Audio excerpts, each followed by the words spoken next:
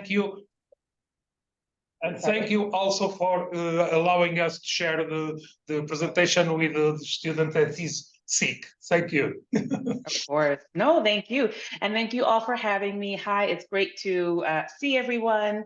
And I'm pretty sure everyone can hear me. It's a little odd, sorry, but I can hear you all, so I think we're good to go. So welcome, and we will go ahead and just jump right in. Okay. So first I want to just start with a little bit of an about me. Who am I? Why am I even here talking to you about this information? What makes me so skilled in this sort of topic matter? But my name is Lauren Johnson Wintour, and I actually am a current food and wine writer and slash entrepreneur. So I work within the food and wine space. I do some project management, as well as some food and writing, as well as this workshop series. Before that, I was actually a wine buyer for a e-commerce wine shop here in Berlin. So I did that for a few years as well, which was very fun. I do have collectively, so I have about 5-6 years experience in the wine industry. And then I would say total within the corporate world, I have about 15 or 20 years experience. So what I am doing is bringing all that information, that culmination of wine and corporate world and my experience as a Black American woman navigating all of those spaces and putting together this workshop, right? So that's kind of what gave me the inspiration to do this. I am actually based in Berlin, Germany, but if you can't tell from my accent, I am American. So I was raised in the state of Pennsylvania and then lived in New York City for almost 15 years. So I've had a lot of different lives. I'm very glad to be in a much calmer place, which is Berlin. I love Europe, honestly. I love wine, and it's one of the reasons that really kind of got me into the wine industry to begin with. So yeah, so I have a husband, I have 2 dogs, and I'm actually 8 months pregnant, which is why I'm not there. I would so have loved to be there in person, but travel right now is just not something that I'm, it's not recommended, and I have no interest in that right now. Just a little too large to, navigate comfortably. And then a few years ago, I actually was sitting where you're sitting. So not with this particular program, but with another program. I did get an MBA in international wine business as well. And I also have my WSET level 3. So, it's kind of one of those stories. I'm sure you guys are all very familiar with falling in love with wine and just sort of falling headfirst into this whole, I don't know, this rabbit hole that is the wine industry, right? So I know exactly how it feels to be there taking exams. There will be no quizzes or exams at the end of this, I promise. I know you probably have enough going on with the semester wrapping up. So this is really just informative, and we will have some activities interspersed. So I hope everyone is prepared to talk a little bit, maybe chime in. That's what I'm hoping. I think it makes it all the more interesting.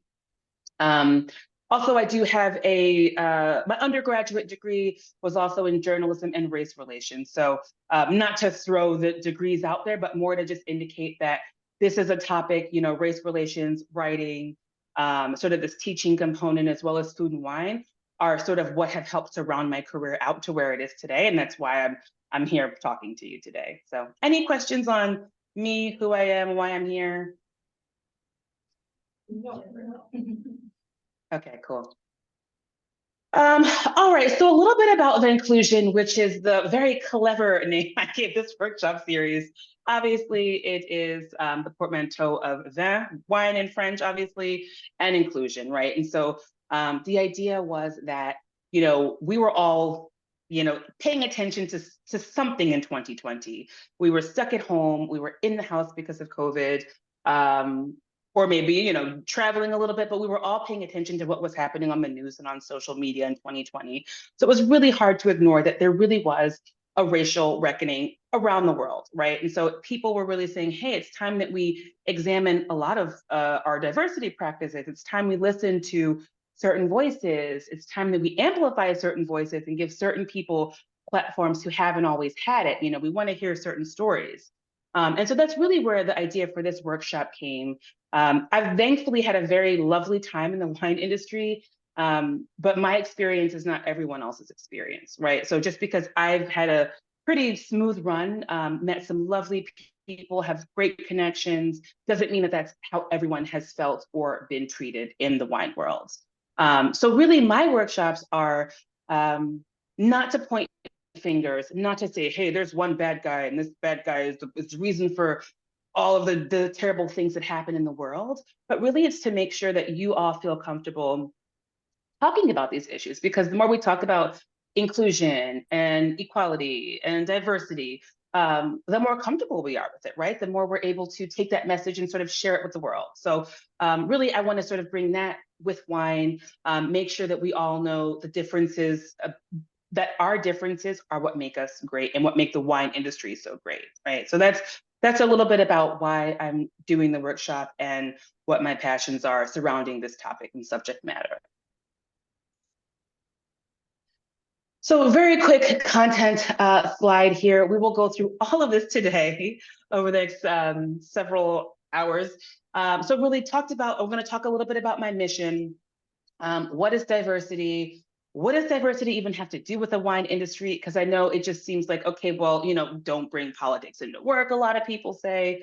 And we'll talk about how this kind of, transcends politics, how this is really people's, lives and emotions and feelings that we're talking about at this point. And why is diversity such a hot topic in the wine industry now? So, why are we talking about this now versus maybe 20 years ago, for example?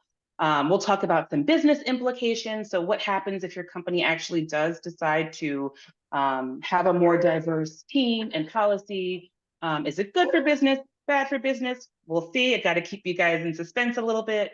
And then we'll talk also about some barriers to entry. So, why has the wine industry historically been a little, I don't want to say standoffish, but why do some people think that wine professionals are snobs, right? So where does that come from? And is there anything we can do to make the wine industry a bit more welcoming to people of all backgrounds? And then we'll talk about meeting people where they're at, right? So really using some communication skills to speak with people. We'll talk about the very fun microaggressions. That was sarcasm, very ill-placed sarcasm, sorry. And I'm not sure if you guys know microaggressions, but we'll definitely get some input from you on these and do an activity around that, as well as intent versus impact. The link between environmental racism and wine tourism, which is something that I think is incredibly fascinating. Also curious if this is something you have all touched on in your sort of curriculum now. And then really want to wrap it up with driving change within your organization, right? So this is all well and good to talk about it, but if there's no ways that we can tie this up in a bow and make sure that you feel confident going out into the world and actually making change, then this was all pointless. So the goal is really making sure that everything is understood and clear and has landed and makes sense, but also that you feel like, okay, I can go out into the world and make some change. So that's the table of contents.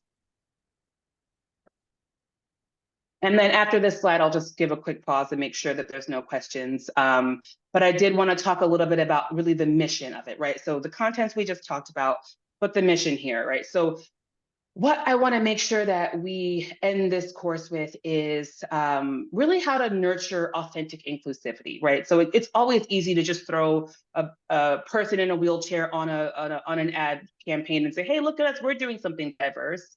It's always easy to say, hey, we have an LGBTQ IA team member, look at us, we're diverse, right? But it's really about making sure that those efforts are authentic, right? So it's not about just tokenism or just including someone for the heck of it. It's really saying, hey, are we practicing what we preach? Are we doing these things because we genuinely want to and because we genuinely care, or just because we're checking a box, right? So hopefully we're not just checking a box. We are saying that we really care about this authentically. And then sparking conversation and a new way of thinking, right? So again, my hope is that you all feel confident, no matter how you identify and how you navigate through the world, but you feel confident having some of these uncomfortable conversations. I've learned that people hate talking about this stuff, and I think it's interesting. It's what makes the world so cool, right? So we really should feel comfortable talking about this and feel comfortable going to colleagues and saying, hey, that wasn't cool, or things like that. And I want to make sure that I'm educating you all through data and some real life examples and some activities, which we'll do. And then really the goal is that, like I said, that you go off into the wine industry and you are able to make some changes, right? So ideally, you know, what you do is going to ripple throughout the rest of the wine industry, and eventually it'll all be perfect. That's my hope. So I know we're very far off from that, but that really is the goal. I do want to pause here and make sure that, well, I also want to say, so this is a safe space, so everyone knows there's no such thing as a silly question. I've been doing this for a long time. I've gotten questions from friends and strangers and everything in between. Nothing you can say will seem silly or odd to me. So if at any point you're like, well, this doesn't make sense, or I don't get this, or even just want to, you know, you want me to expound upon something that I've said, feel free, raise your hand. Just, you don't even have to raise your hand. I can see everyone, so feel free to just shout it out. Oops, sorry. Shout it out, and we can answer those questions, right? So again, this is a safe space. That's what this space is for. It's to ask questions. Even if you feel it's silly, I'm not going to feel like it's silly, so don't worry about embarrassing yourself. So any questions, and are you guys good to start? Okay. I also talk kind of fast. I think it's like the former New Yorker in me. So I'm so sorry. I always have to make an effort to slow it down a little bit and keep my pace. So if I'm talking too fast or you didn't catch something, also feel free to just, you know, shoot your hand up or just say, hey, we didn't get that, for example, okay? All right. So the very first place to start is with some ways that people identify as diverse, right? So we're going to be using this word a lot today, diversity. And I just want to say you also might hear me say DEI, which is the abbreviation for diversity, equity, and inclusion, which is how this sort of topic matter is referred to in most corporate scenarios. So again, you might hear me say DEI. I'm sort of using it in sort of exchange with diversity. So I'm using them interchangeably. So the first half of this presentation is going to be breaking down diversity. So talking about, as I mentioned in the table of contents, all these issues surrounding diversity. And then after the break, we'll talk a little bit about how we can unpack these things, right? So we're going to sort of dive into them and then unpack them. So I really wanted to start with ways that people identify as diverse, right? Because I mean, everyone in this classroom that I can see is diverse, right? But there's ways that we also can't see. And there's terms that are considered proper terms, improper terms.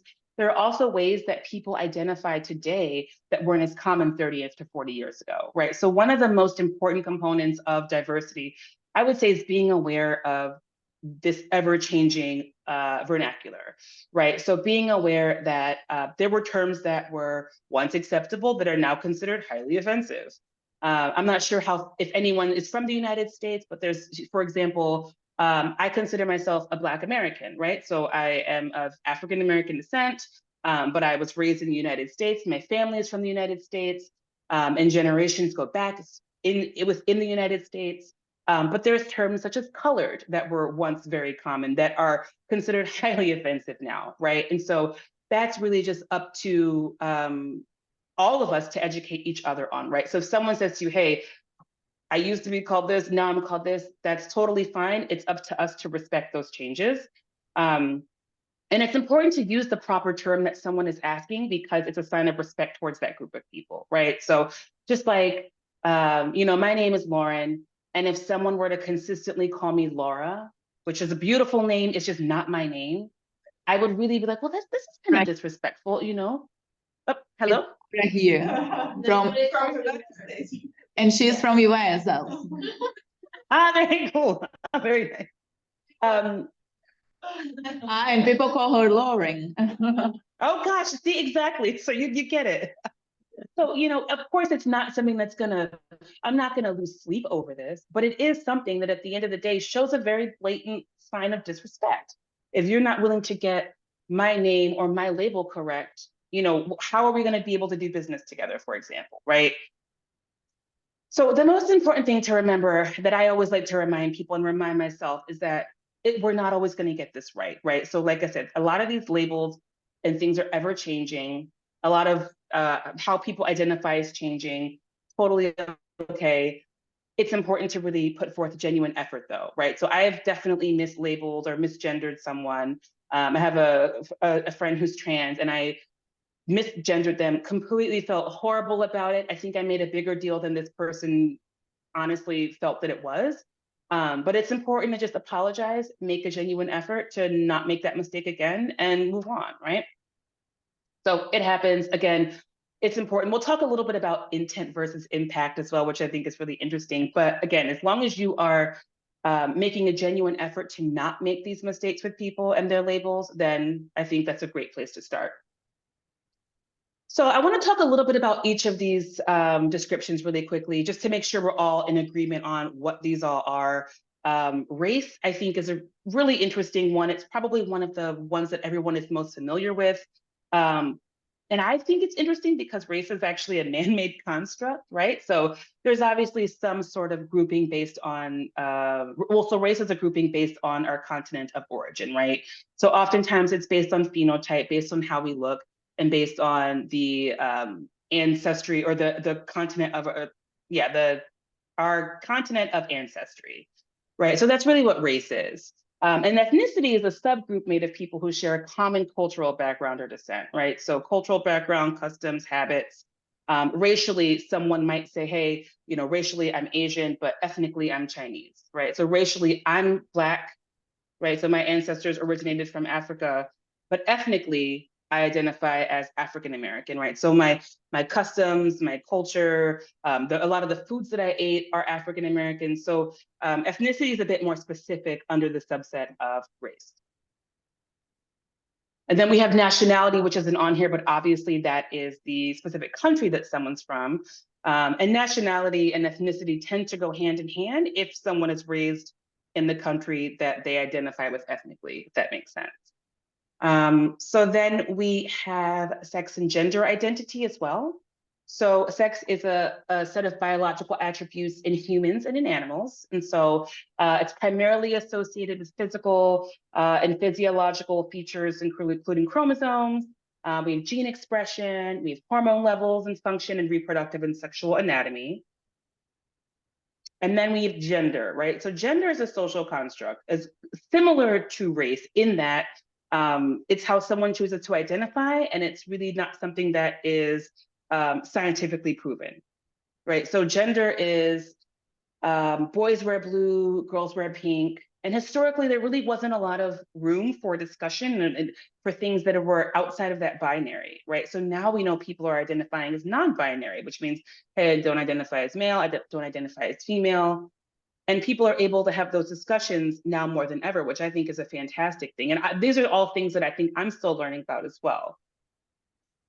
And then sexual orientation, but that's obviously who someone's attracted to, who they're choosing to have relationships with. I think we're all pretty familiar with those. We've got gay, lesbian, straight, bisexual, asexual, and a whole sort of spectrum of sexual orientations. And religion, right? So Muslim followers of Islam, Christians, followers of Christianity, Jewish, followers of Judaism. And then we have disability as well, right? Which is another form of diversity. And we have visible disabilities and we have invisible disabilities, right? And this could be any sort of impairment, learning disabilities, obviously, as I mentioned, physical disabilities, so hearing impairments, visual impairments. And then we have age. So age is an important one, I think, in the wine industry. I'm not sure if you guys have all had that experience, but I think it's definitely interesting to walk into a room full of people who are, generations older than us and expected to be taken seriously and trying to, make sure that they understand, hey, we are serious about this and we know our stuff as well. We obviously will get to the point where we are considered the veterans of the industry, but for now, you shouldn't take us any less seriously because we are of a younger generation and vice versa, right? So you have a lot of millennials and Gen Z who are in the same workspace as someone who might be from the boomer generation, for example, right? So how do those generations collide? But age is definitely considered a form of diversity. And when it comes to age, I love this example of my mom. She is 70 years old. She is fabulous. She is a yoga instructor, and she's also lifting weights. Like, she's just incredibly fit. loves life, has her dog, like she just is like living her best life ever. And she has several grandkids, and then obviously my daughter is coming in February, and she does not want to be referred to as grandmother, right? So she's like, grandmother just sounds, I don't know, for whatever reason, she does not like the way it sounds. She thinks grandmother is a little old and frumpy. She's choosing to identify as mom, which, hey, doesn't affect me, doesn't impact the kids.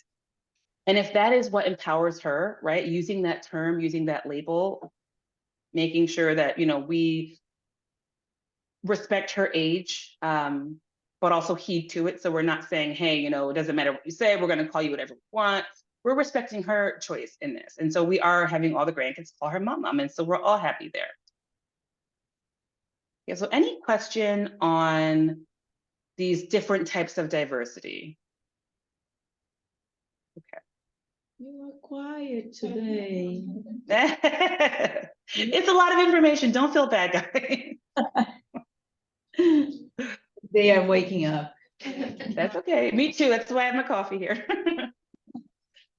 All right. So I actually have a very quick video on from BBC on the myth of race. I know we talked a little bit about race in the previous slide, and I mentioned that it was really a social construct. So I love just to use this as an example. It's about 6 minutes long. So I will make sure that this plays. Can you guys see this playing? Yeah. I don't know the sound. Just a second. Okay.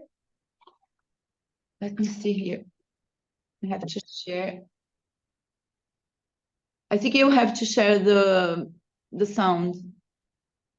When you share the you're right, because I am using my headphones. Okay. Let me quickly. Maybe you have to stop sharing and then you share again. Once you share, there will open a window, and then you will see in the bottom, if I'm not wrong, something like share the sound of computer, something like this. Okay. But you have to stop sharing the presentation. And it's working. Play again, please, Lauren. About what race really is. What is race has changed dramatically. Can you hear it? Yeah. There is no official scientific definition of race.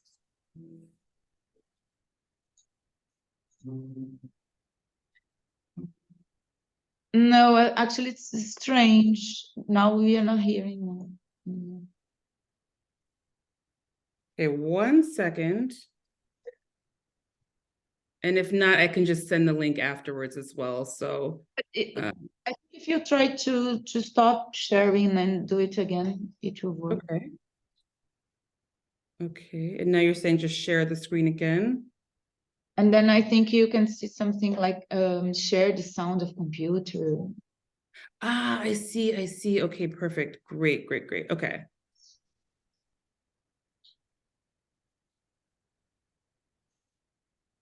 All right. I think we have a lot of preconceptions about what race really is. Is that better? Yeah. What is race has changed dramatically through time. There is no official scientific definition of race.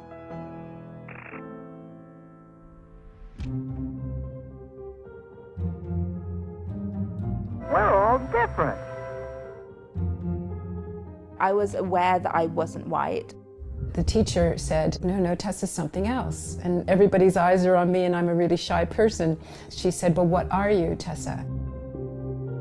A lot of people imagine that there is some biological tangibility to race because we use it so much. Race really is a social construct, but just because something is a social construct, that doesn't mean it doesn't have meaning in people's lives, like money, or the nation state, or democracy, or all these other things that define how we live, but are also constructed. It influences what you're eating, it influences the type of healthcare you have access to, the type of schooling you have access to, how people feel about you. I mean, it's a powerful marker for all of these things that we care about when we're trying to run a society. Race has never been something that I don't have to think about.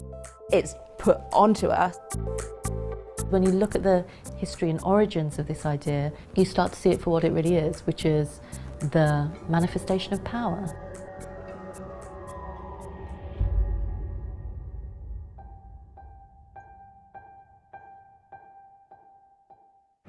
People imagine that people have always thought about skin colour in this racialised way, and we really haven't. That idea is no more than a few hundred years old.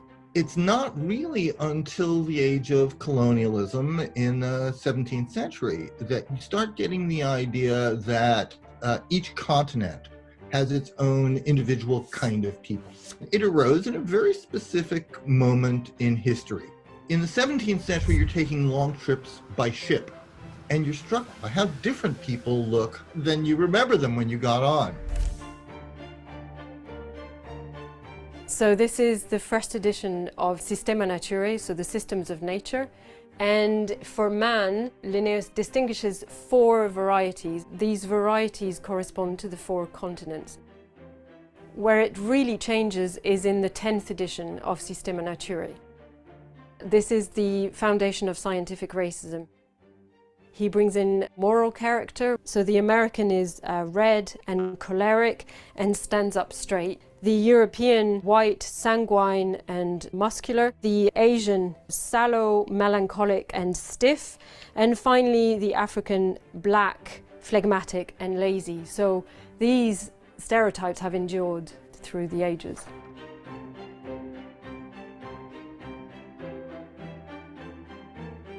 If you're going to take a group of people and you're going to decide that they're not people anymore, then you need something to justify that. You can be defined very differently depending on the country that you're in or the time that you're in. And that's how these categories have always been used. They are political tools that change depending on their usefulness to whoever is doing the categorization.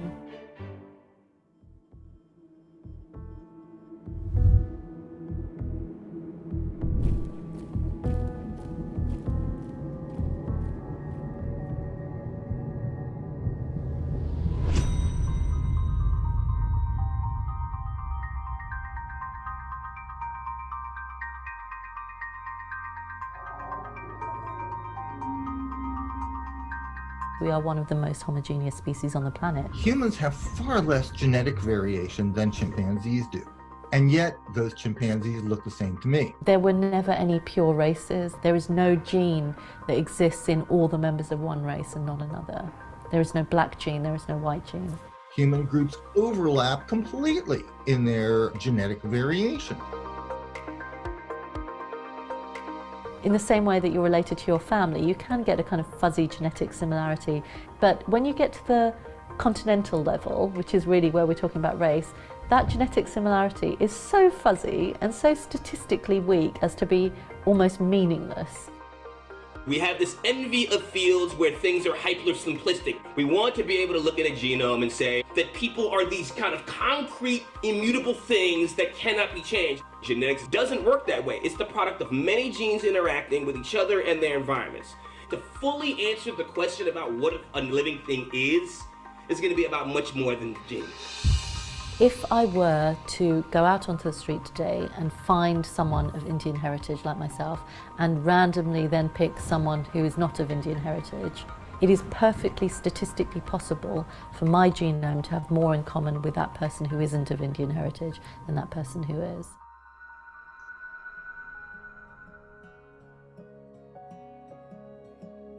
Even though race itself is a construct, racism is real, and we are not in a post-racial society. Race keeps making itself, and power keeps making race.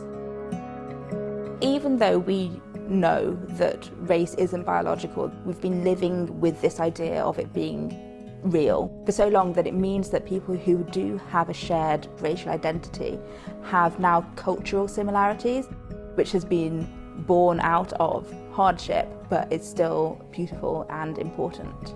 The biology of race is not a useful concept. I have a different historical trajectory. I love the African American tradition, but it's not better than anybody else's. It's just the one that I'm a part of. I don't think we're going to stop classifying people, because I think that's how we make sense of the world. I think every generation is going to classify people according to the criteria that are politically important to them. I don't think we need to find new boxes to put people in. I think we now have the opportunity to say, we understand that all of these things are a spectrum in a way that we hadn't considered before. So instead of finding new ways to categorize people, we can just find new ways to exist better together. Race is a story that's handed down and handed around. We can choose the stories that we tell. Thanks for watching. If you enjoyed that, be sure to check out these. Okay. So I hope that was helpful in kind of explaining how race is really, there's no biological basis to race, right? And I think I like to just show that video because I think it's just so ridiculous how much we place on race. Obviously, there's some shared cultural similarities, but overall, the hatred and just the differences that we all have, you know, we're kind of doing all that for nothing, right? So I just thought that was a great example. As I mentioned, questions, feel free to shoot your hand up if you have any. Okay. So this next slide helps to give context to why the wine industry is the way that it is, right? So we're talking about race, we're talking about how people categorize themselves. This is a very brief history of wine around the world. This is in no way super in depth, right? But it's going to help to explain some of our upcoming slides about why the wine industry looks the way that it looks, right? Why the people that are in the wine industry are in the wine industry today, right? So when you look at Europe, for example, which has been obviously primarily made up of Europeans, you've got roots of wine roots in Georgia, spreading throughout ancient Greece and Rome. Obviously, Europe is a wine powerhouse with some of the best wines in the world coming from Europe, if not a lot of them. We'll see, I don't know. The United States might have a problem with that. You know, but women and ethnic and racial minorities were often priced out or excluded from land ownership, right? So women weren't allowed to own land in Europe. I believe it was the late 1800s. Someone can correct me if I'm wrong there, right? But it didn't leave a lot of room for someone who was a woman or who was an ethnic minority to really get involved in the wine industry in that way, right? So same thing for the Americas. When you have Europeans that came to the United States, planting Vitis vinifera in 1629. But again, land ownership for someone who was an ethnic minority or a woman, it really wasn't possible. And you also didn't, you know, going back to Europe, you didn't really have tons of ethnic minorities that were in Europe at that time, right? So again, back to the Americas, land ownership wasn't possible. And then looking at Africa and Asia, for example, we do have Vitis vinifera that was planted in South Africa in 1655 by the Dutch. But not really elsewhere throughout Africa, right? And then you've got Morocco, Tunisia, Algeria, some wines there, Western and Central Africa, there's more regional specialties, so more regional sort of spirit specialties like palm wine of Ghana, and then the same goes for Asia, right? So there's other types of spirits and specialty drinks there, but as far as wine made from grapes, really wasn't so popular, right? So looking at why the wine industry is the way that it is because it wasn't something that was accessible to people of different backgrounds. So when we say the wine industry is, you know, in need of changing, it's not a hyperbole. It's not something that's an exaggeration.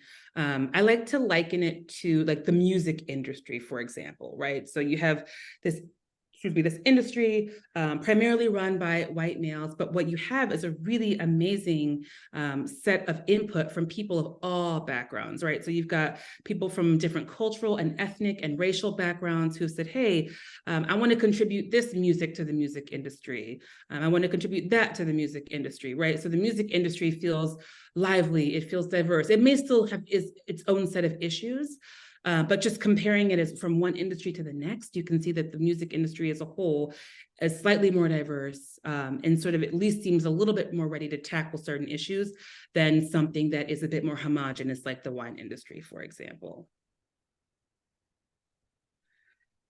So I love to also look at why now, right? So what is even the point of all this? I'm still trying to make sure that this thread is being sort of tied through all of these topics together, right? So we're talking about race, we're talking about wine. Why is the wine industry the way that it is? But really, I think it's important to talk about why diversity in wine is such a hot topic right now, right? So maybe pinpointing some key factors that have made wine, or made diversity in wine what it is today and why we're talking about it, right? So obviously, and this might be also some things that you've touched on in some of your classes as well, about export and e-commerce boom, right? So we know that we can now ship wines around the world. I have access to so many more wines now than I did 20 years ago even, right? So we have wine on Amazon and just all sorts of e-commerce sites. You're able to get wine from almost any part of the globe, right? So I'm able to get this very obscure wine that I read about one time on one tiny article, and I'm able to have access to that at my doorstep within, a few weeks, if not a little bit sooner. So definitely export and e-commerce boom has helped to, I would say, expand the maybe not the number of wine drinkers, but expand the palette of wine drinkers, right? Maybe we have now different people saying, oh, hey, I didn't know that that was an option of something that I could drink, or as someone who hasn't liked the wine that was at their supermarket in the past may like the wines that are available now that they can access wines from all around the world, right? So this is sort of expanding the idea of who a wine drinker is and sort of diversifying that pool of wine drinkers. And then there's also been especially for the United States, there's been a handful, a bunch actually, of sommelier and wine-related movies and TV shows, right? So this clip is actually from a TV show called Grand Cru. It was on network TV. It was about a group of Black American friends, and they were meeting every week at a wine bar. So it wasn't specifically about wine, but it was definitely something that made people go, oh, hey, I could drink wine too. These people are drinking wine, or, oh, they're talking about this certain grape. I didn't know that. I'm going to go out and explore this type of grape. We know that we have the Somm, I think it's Somm TV or Somm Network, but they did the Somm documentaries, and now they have a whole network. They're doing documentaries and shows and programs. I think they have a podcast as well, right? So, having so much exposure to wine that people are making it look really cool as well, I think is something that has helped to increase the amount of diverse people who are actually drinking wine and partaking in wine right now. Also, you guys probably all know the movie Sideways. So that's definitely still very pervasive in pop culture. That was 20 years ago now, and it's still always referenced, the Merlot jokes in that movie.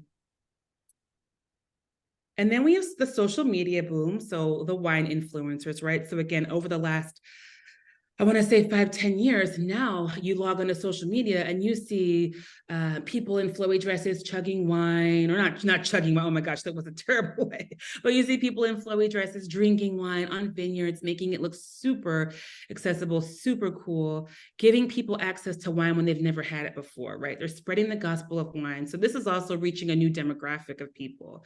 So not necessarily that the wine, that the pool of wine drinkers is growing, but maybe it's just slightly changing, right? So really, social media has had a big hand in that, right? And so the people that are using social media often of a younger generation might be the ones saying, hey, I like wine, but I've never, I would like to see some changes in the wine industry.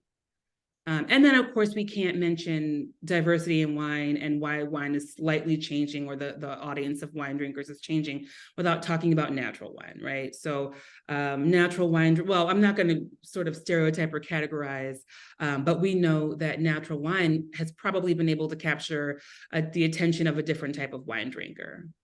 So these factors have really combined and created the perfect storm for a more diverse industry, for people to say, hey, wait a minute, I don't like being treated this way, or I'm looking to see this type of sommelier, for example, or I want a sommelier who looks like me, who talks like me, right? I don't want to be the only person who looks like me in the room. So these are my thoughts on why the wine industry is perhaps becoming slowly more diverse and demanding change. I'm not sure if anybody in the room has any thoughts, any other ideas as to why this might be slightly changing. Okay. Well, okay, that's okay. No pressure. I want to make sure I always open the stage, keep the stage open for you guys, but no pressure at all. And then I think another important thing to mention is that this is not, oh, sorry. They're trying to speak, but I think they are shy. That's okay. I'll wait. No? Okay, not yet. It's okay. So I think another thing that's important to mention is that this is not just a United States issue. I live in Germany, from the United States, obviously, but I know that's going to be the majority of my perspective. The United States has obviously been probably the most vocal country as far as racial issues and diversity, and it's had a very loud and public uprising throughout history about issues surrounding diversity, right? But as it pertains to wine, there were quite a few headlines that were centered on diversity issues. I'm not sure if you guys remember the sommelier Tahira Habibi. She had a major issue with the title master, the word master in the master sommelier in the CMS, right? The Court of Master Sommeliers. And she drew a lot of attention. I think it was an Instagram post and probably an article after that, but talking about her issues with that. And also the Court of Master Sommeliers, there was a huge sexual assault scandal, which is all centered in the United States, right? But really, these topics are happening throughout the world. So just a few examples. I have a bunch more as well, but like this example on the right here that says from the CBC, which is the Canadian Broadcasting Company. And this is for Black people in Canada sort of asking for more representation in the wine industry, right? So still North America, but completely different country, Canada. And then I included this article. This is actually an article from a French publication. And it really illustrates the need for more diversity in the industry, right? So you have African wines and a safari of flavors. And so while not totally problematic, I do think it reduces the whole entire continent of Africa and its wines to the stereotype of safaris, right? So we get it, we know, obviously there's lots of amazing exotic animals in Africa, but there's a lot more that can be said about their wine there than just a safari of flavors. So maybe if there's more diverse voices in the wine industry, we'll be able to have a little bit more creativity and have a bit more breadth and intelligence with how these topics are discussed. There's actually a winery in Catalonia. They have a wine called Africa, and it's a picture of a monkey on the label. Okay. All right. Is it have anything to do with Africa or? Well, someone worked there. No, it's so they are working with like Monkey Foundation, like in Girona, and every year they change the label with the photo of one of the monkey and the name. And that year, I don't know why they choose the monkey that called Africa. Well, it's a monkey, but I understand how it leads to lots of confusion. Yeah.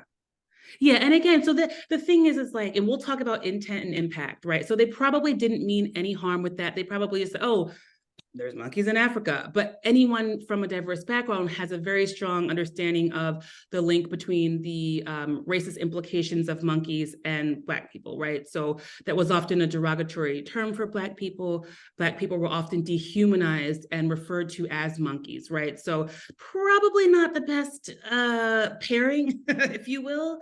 And again, if there was someone that maybe had an understanding of diversity issues, you might say, hey, actually, let's rethink that, or let's think about another animal that we can put on there, or let's rethink this whole concept, right? So that's kind of what understanding diversity is about. It's really about just having someone in the room who understands and has a sensitivity to these topics. So that was a great example. Thank you.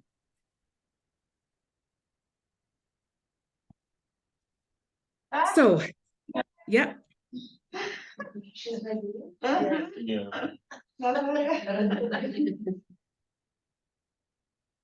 All right, so still, what does inequality have to do with the wine industry? I want to make sure this is clear. What does this mean going forward as well, right? Why is this something we should care about? The wine industry is fine the way that it is, right?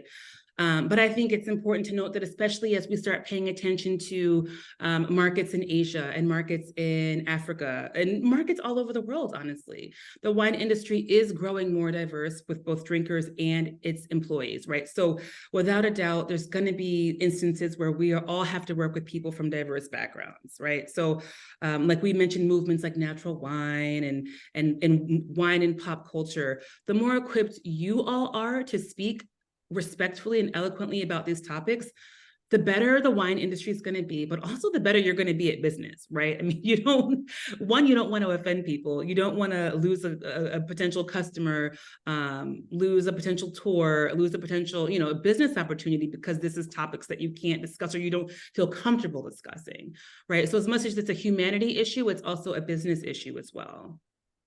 So by ensuring that the wine industry is really a safe space for people of all backgrounds, of all ability levels and sexual orientations and sexual identities, we can really help push the wine industry forward and make it as great as we all know it is.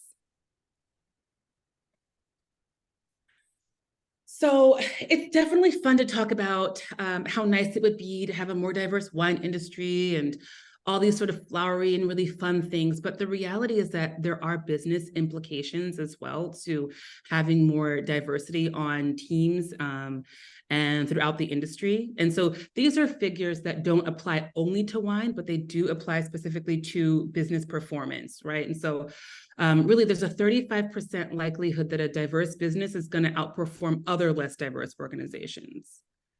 And then we also have this figure on the top right. So 75% of companies with diverse leadership teams exceed their financial targets. So what we can see is that, okay, the more diversity that you have on a team, the more likely that you're going to basically perform better, right? So you have people on your team who are able to talk to people from different backgrounds and meet people in different places where they're at, right? Which is increasing your likelihood of business opportunities. You have people on your team that are diverse who are able to relate to people in different ways and have conversations that you might not be able to have. So the percentage that the team is more likely to relate to a target customer base, for example, when one diverse member is present, is more than 100% of an increase. So again, having that diversity, and this does not always mean race. This could be religious diversity, age diversity. It means that you're able to reach a wider net of customers, potential customers. And also job loyalty and retention rise as businesses improve their diversity, right? So the more diversity you have on your team, again, different backgrounds, different ability levels, different ages, the more likely people are to feel welcome at a company, and they're likely to stay at a company and do and perform well. So this is something that's actually going to impact the company's bottom line, right? So it's important to see and know exactly how diversity can really affect an organization.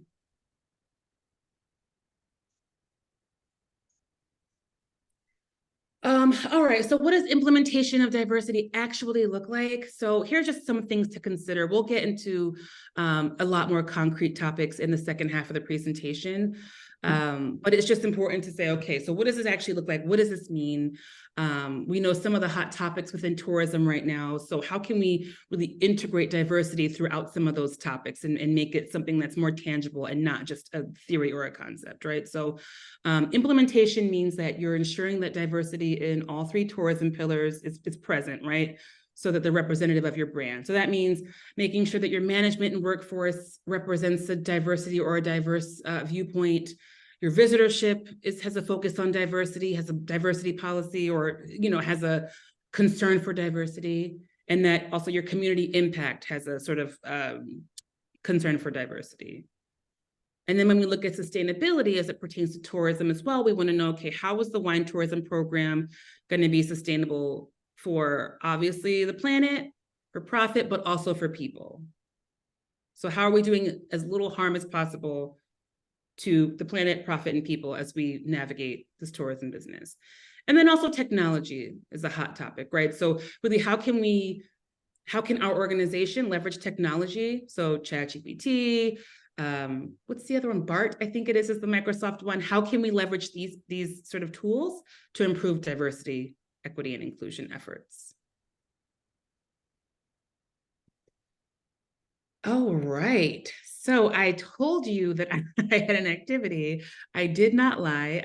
This is a very fun activity. It's just going to take us I'll give you guys 5 minutes to do this. And then I would love to talk about it. So I'd love for at least like 3 or 4 of us to share what we have. So I hope everyone has a piece of paper or at least a phone that they can jot down notes on. And what we're going to do is this activity called I Am, But I Am Not.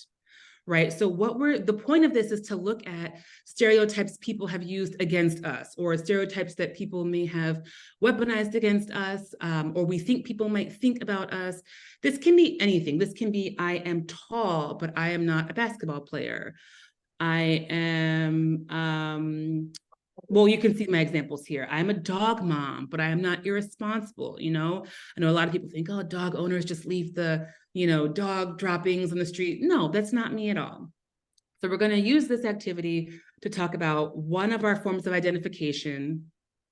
This can be any way that you identify. I am a student, but I am not X. I am, from this country, but I am not this. And we're going to talk about the stereotype that's associated with that. Okay. I'm a wine professional, but I'm not a snob, not a wine snob, I should say.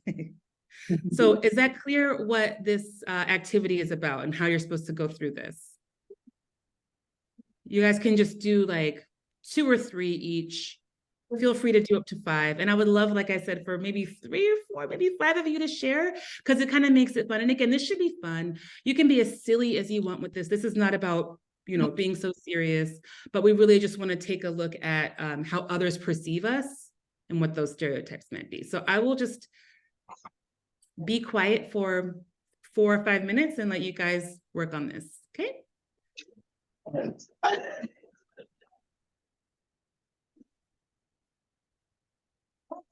Nothing. I am Portuguese, but I've been still for no school.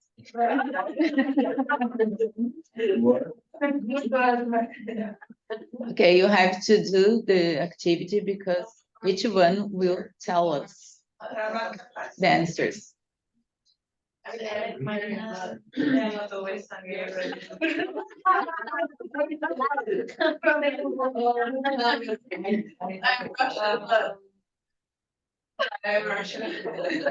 Yeah, the Brazilian ones, please represent me.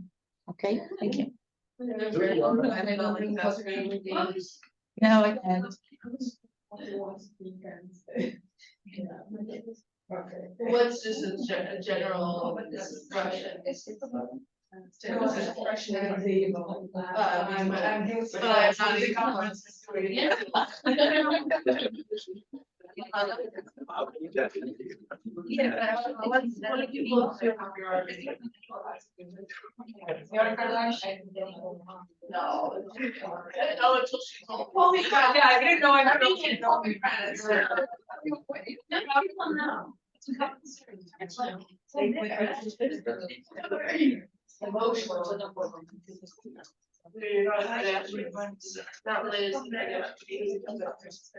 I'm gonna quickly hop to the bathroom. I'll be right back while you guys are working. Sure.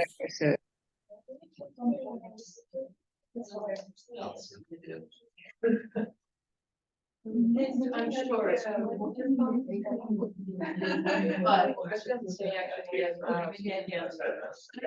Yeah, I think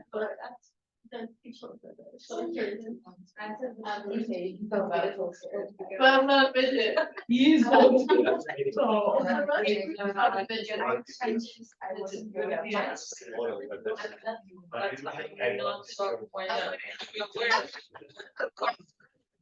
Small person.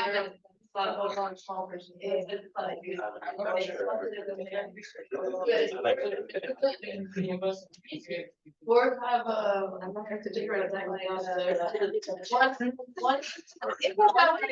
beach that are like little size orphans. And one has beaches that are, I think 4 characters. I don't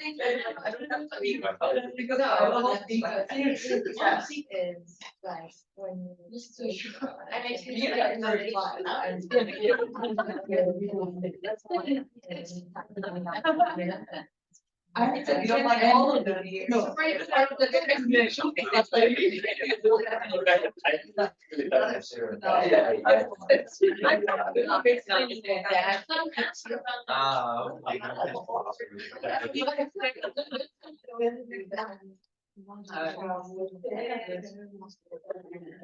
We've never been shared.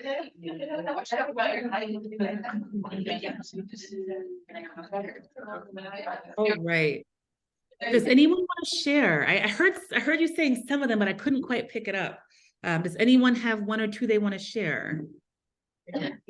Otherwise, I will choose someone. Yeah, a volunteer to. Okay, first. Okay, we have 3 volunteers. Go. Okay, thanks, guys. I'm Brazilian, but I do not want to steal your Portuguese husband. That's good. Good, good.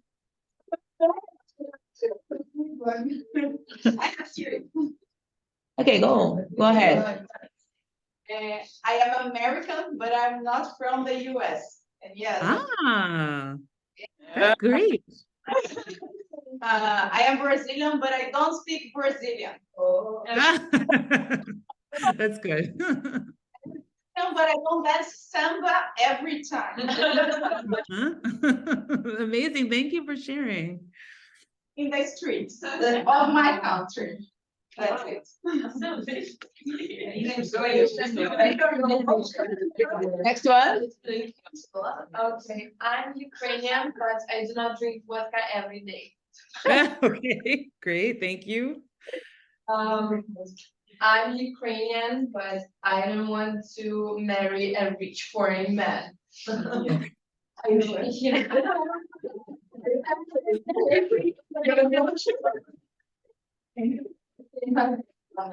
Marry me. Next one. I have 2. Go ahead. Okay, so I am blonde, but I am not stupid. And Very I'm good. thin, but I am not always hungry. It's the first joke everybody makes.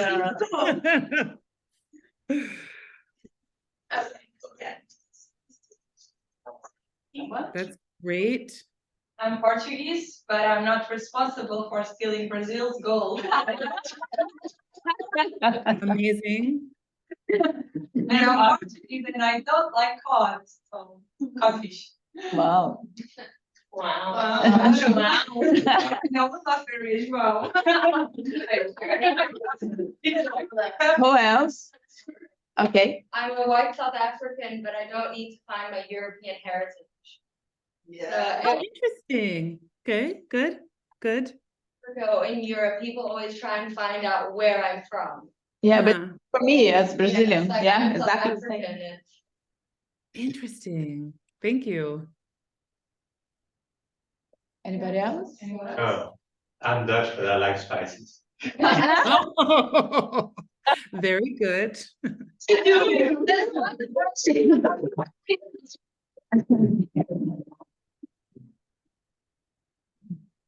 Anybody else?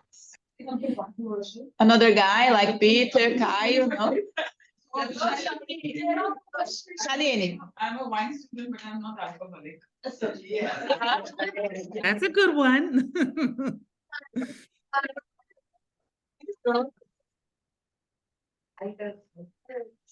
Go ahead, Zanai.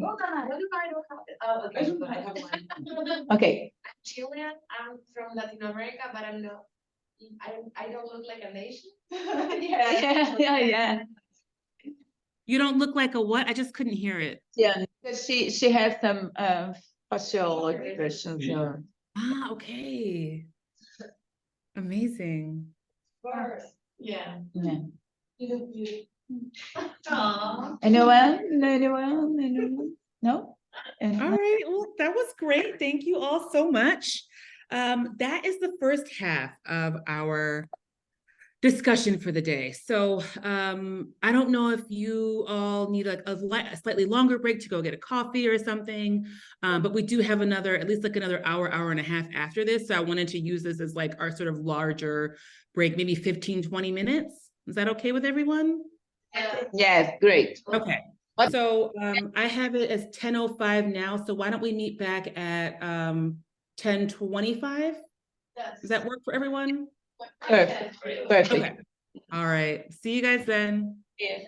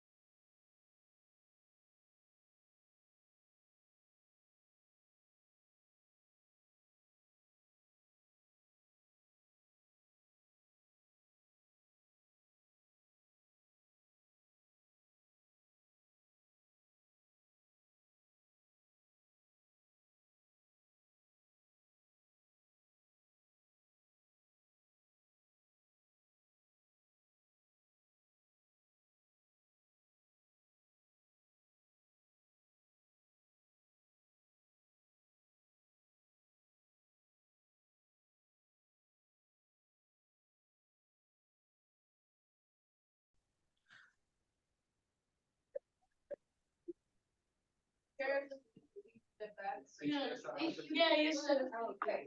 Do it.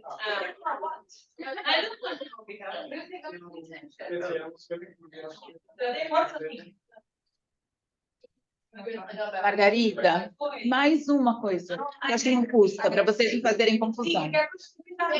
A sala do exame da Belém Barbosa é na sala menos 116, no andar de baixo nosso, daquele edifício, mas no andar de baixo, tá bem?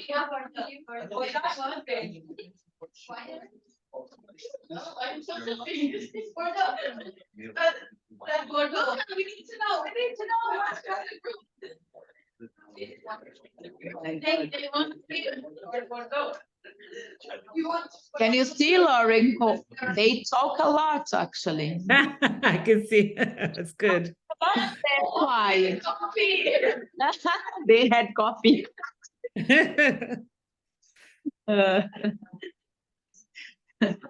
Okay, now you can be more engaged here.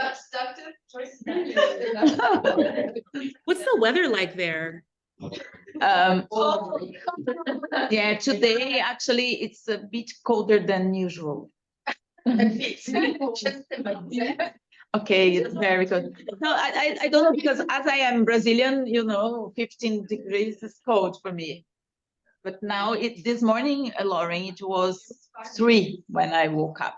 Okay, that's pretty cold actually. But Yeah. is it sunny at least? Sorry? Is it sunny? No. Forget about sun shining here. No. I really need to sleep. Like Just say a little bit. It was snowing. There. Ah, okay. Oh my goodness. Snowing there. They wonder if it's snowing there where you are. Oh, it's snowed. Yeah, it's snowed in Berlin. It's so it is like it snowed maybe 4 or 5 days ago, and it's been so cold. Like it's been like 0. Or like -1. So the snow has just stayed. And now the snow is like iced over. So it's like slippery everywhere you go. And yeah, it's pretty cold in Berlin right now. Okay. But very good German. That was very nice.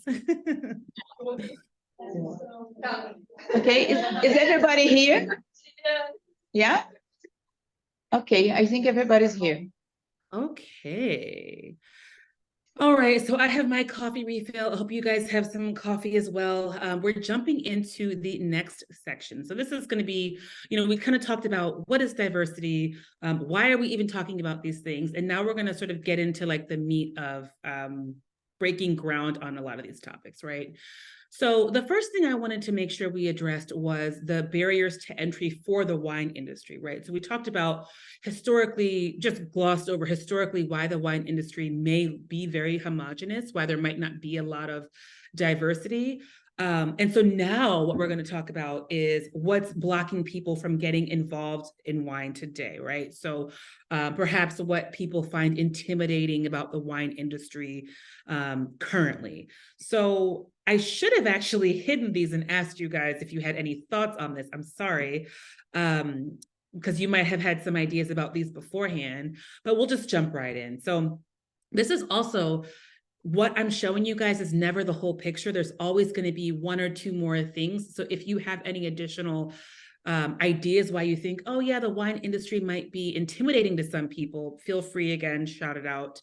So these are just 4 that I thought of, right? So, considering that the wine industry actually has alienated people in the past, we want to make sure that as the next generation of wine professionals, we are welcoming and creating a space where everyone feels comfortable enjoying wine, right? And so it's really the best way to ensure the success of the industry, as well as ensure that everyone's mental health is in a great place. And really, it's important to acknowledge all of these differences, right? Because this is what makes the wine industry is so great and what makes it also fantastic to have so many different ideas from so many different types of people. But the first barrier to entry, and this one's kind of a little bit of a lighter one for sure, but the first barrier to entry in the wine industry that I wanted to highlight was wine descriptors and wine descriptions.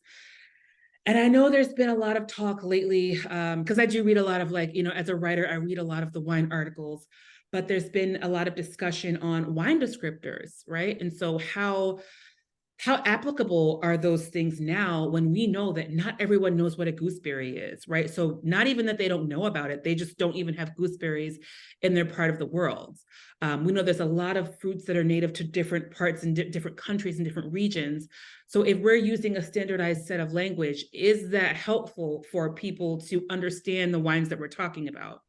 Like I have gooseberry and elderflower on here, just really as examples. But to be quite honest, growing up in the United States, I didn't really know what a gooseberry was until I got into wine, lived in Europe, started drinking Sauvignon Blanc, you know, and started really being able to make that association. But there's so many people who don't have gooseberry anywhere near them. So it's not about not using gooseberry, but it's important to say, okay, maybe there is a term that I can, or maybe there's a fruit that someone has grown up with that is similar to gooseberry that we can start talking about as well, right?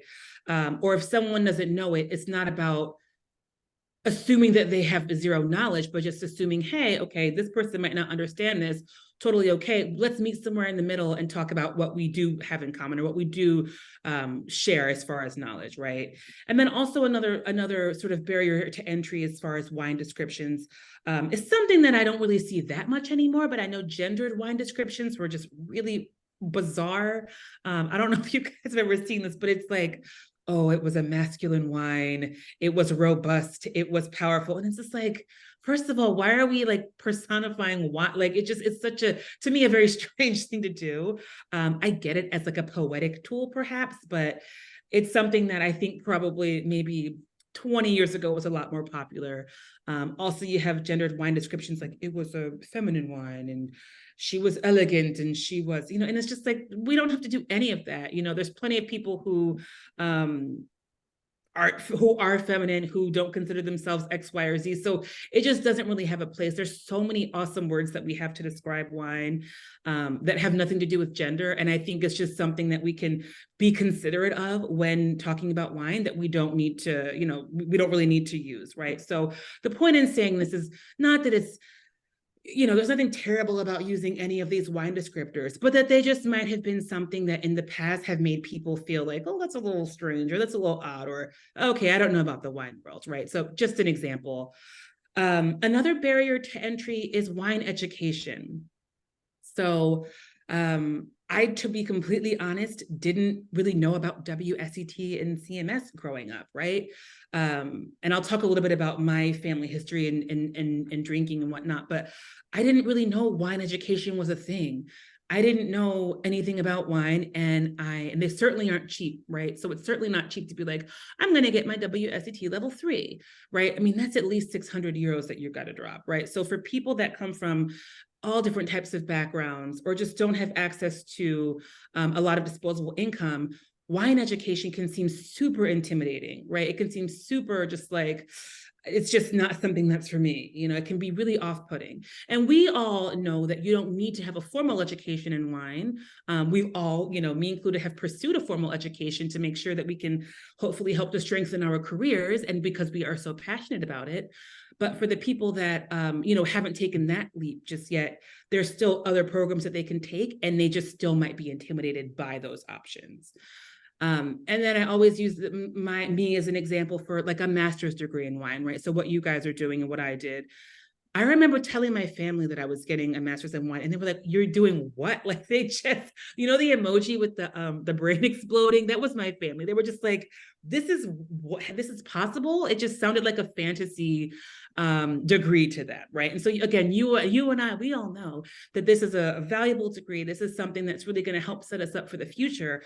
But most people, this is not even in their range, right? So considering that wine education is not even on the horizon for a lot of people, or it's too expensive for a lot of people, it's a reason why people of all different or varying backgrounds might be prevented from entering the wine industry, right? So that's what we're looking at again, is like what's blocking people now from getting into the wine industry. And there are solutions to this. I mean, we know now there's different types of scholarships. And again, now we know that people are talking about wine a lot more than they were 20, 30 years ago on social media, for example. But I just wanted to include this as like a highlight for why we're seeing what we're seeing. And then another barrier to entry might be wine consumption, right? So perhaps someone didn't grow up drinking wine. And again, I'll use myself as an example. Well, I'll ask, did all of you grow up in households that drank wine? Can you raise your hand if you saw like your family drinking wine when you were growing up? Okay, so that's a good majority of you guys. It looks like almost everyone.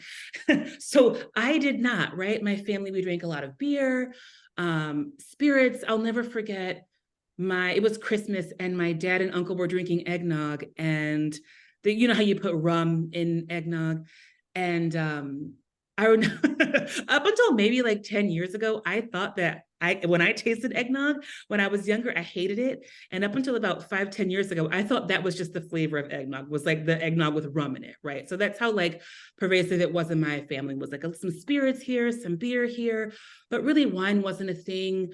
My mom sometimes, when she was feeling fancy, had a glass of white Zinfandel, which, you know, came in the Magnum bottles. And that was, you know, just like a little like holiday treat, for example. But we didn't really grow up drinking a lot of wine in my family, right? So you've got to consider that, again, if someone doesn't grow up drinking wine, they don't even know that wine is a thing. They don't even know that wine might be an option to pursue or study or even, you know, visit for visiting wineries. So people are coming to the wine industry and coming as tourists from all different backgrounds. And so it's really important to consider those differences in how people were raised, in their customs, even cultures having different wine drinking customs, right? So some people have wine at every single meal. You have a glass. Some people are kids and having a sip of wine, and others have the complete opposite experience, right? And so it's really nice because we never really want to make the assumption that we know something about someone based on their background or where they're from. It's always important to ask, but it's important to not ignore those differences.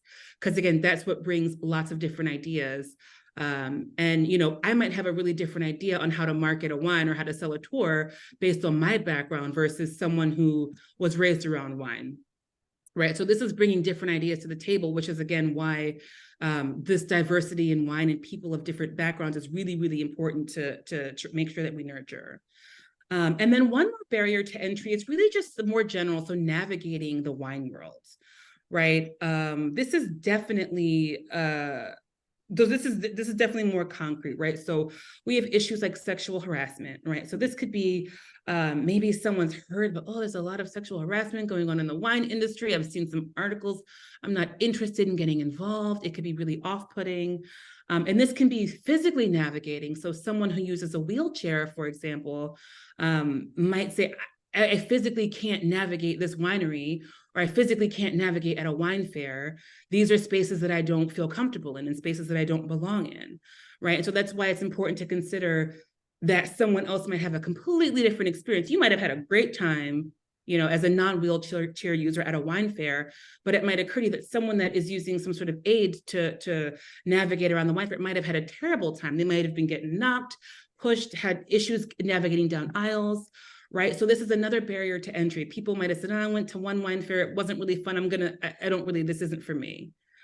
And also, you know, POC or non-binary people may have just been flat out ignored at wine fairs. You know, I've definitely had people push past me, look past me, maybe doubt the information that I know or doubt my background in wine just because of how I look, right? And so it's just important to consider, again, that, you know, as you are navigating the wine world, meeting people from diverse backgrounds, that your reaction to them is really important, and that they're coming from a very different place than you might be. They could be from the exact same place as you as well, right? But it's just important to consider those differences. And I think it's important to know, like, this is important when dealing with visitors and patrons, right? So not talking down to people, not being condescending, not making judgments on what someone might know based on where they're from or based on how they look. This could be, you know, like the wine descriptors, altering your language a little bit, right? So if someone's like, I don't know what that winemaking process means, this could be making sure that you feel equipped to tailor how you're talking about a winemaking process or a wine or a descriptor. right? So you might be able to use what you already have and really meet guests and meet patrons and other people that you encounter in the industry where they're at, which is a sort of important concept, meeting people where they're at.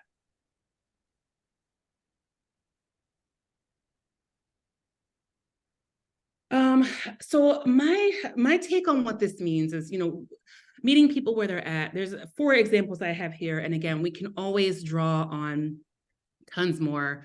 Like I said, if someone doesn't understand what a winemaking process means, if, for example, someone didn't grow up drinking wine, for example, it's really to treat everyone as though they have not had the same background as you, right? Because what that's doing is giving a discredit to you also. I mean, it's really making sure that if you are treating everyone the exact same, or treating everyone, sort of differently and as though they have the same background as you, it's a little bit unfair to not only them, but also to you, right? Because really you're missing out on that opportunity to really reach someone, right? So like, I love talking about wine. I could talk about wine all day. I could talk about, I love talking about it. But if I'm not able to tailor how I'm talking and meet people where they're at, I might miss out on sales opportunities, on just opportunities to just interact with people that believe different things than I do. So meeting someone where they're at means, again, understanding those cultural differences and customs around wine consumption. It means also removing our assumptions around what someone does or doesn't know about wine based on what they look like. You might have someone that's completely self-taught, comes up to you in, I don't want to say rags, that's terrible, but comes up to you, super casual and knows all there is to know about wine, and you're talking to them a certain way and they could surprise you. So it's always important to never assume anything.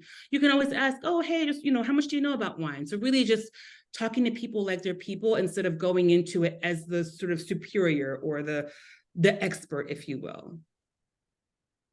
And that also means understanding that people have different sensitivities and insecurities around wine and alcohol consumption in general. I have some friends who work in the industry that we are all in and have been sober for years, which I think is a lot of willpower, but a lot of also just, it indicates that they've been through something in their life where they felt they had to draw that line or draw that barrier.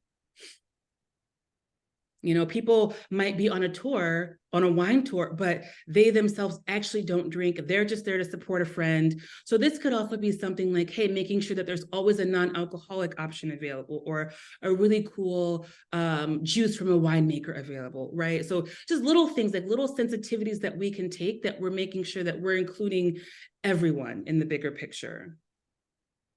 And then also meeting someone where they're at means really, like I said, tailoring our communication to the person standing in front of us, right? So unless someone's asking to be corrected, that means not correcting people, not talking down to people, really just trying to make sure that we're just treating people fairly, like just treating people as we want to be treated.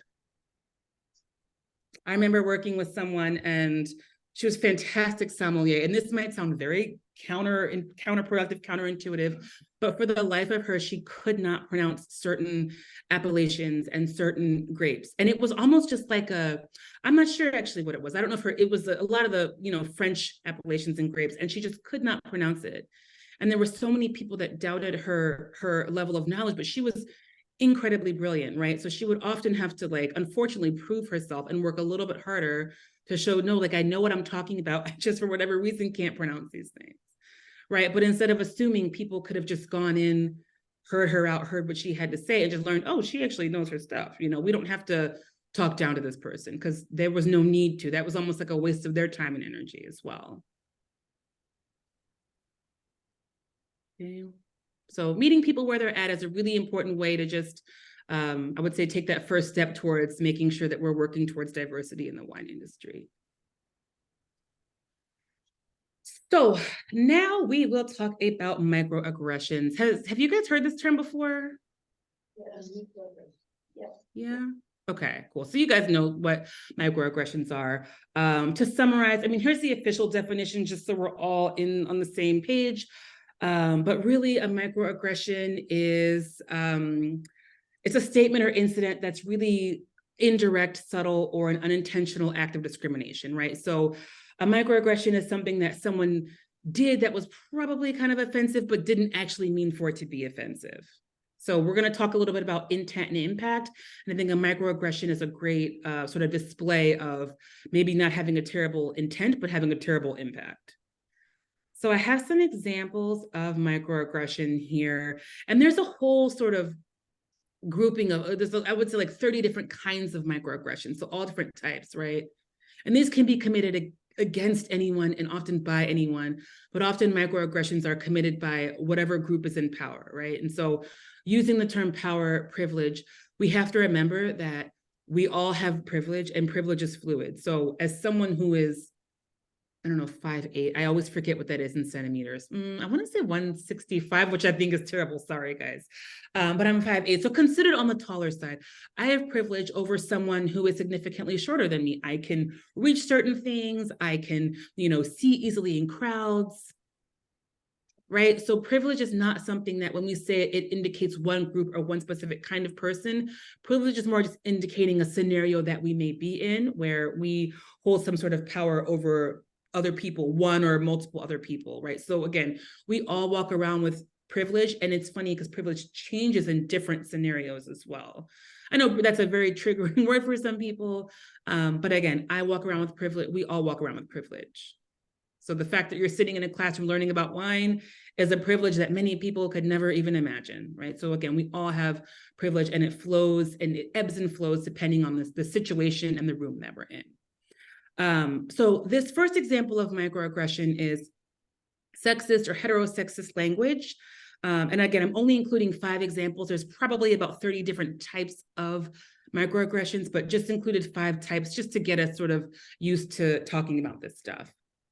So really sexist and heterosexist language is using men as the default, right? So using he, him as the default. So if someone comes to you and says, hey, if a visitor comes to the register, we must always help him immediately, right? So instead of saying help them immediately, we're saying help him immediately. So it's saying men are the default. That's just how it is. Someone saying, I'm excited to meet all the winemakers at this wine fair. If you happen to meet anyone interesting, pass his info along to me. Right. So kind of discrediting that like women or anyone who doesn't identify as man could possibly be, a part of the scenario. And it's really harmless. And it often was the default historically, an easy way to just refer to a group of people or a default sort of hypothetical person. But I think we know now, that can be offensive to people who are not men. So people, again, who identify outside of the binary or people who just are, don't identify as male. Another example is second-class citizen, right? So this is another type of grouping of a microaggression. So second-class citizen is giving someone different treatment based on a stereotype. So this is like if this female beverage director comes over to the table, does a fantastic job at explaining the wine list and how it's laid out and the by the glass options. And someone's like, can I actually speak to the head sommelier, please? So dismissing this person because she's a woman, treating her like a second-class citizen because they think that the head of wine should be a man.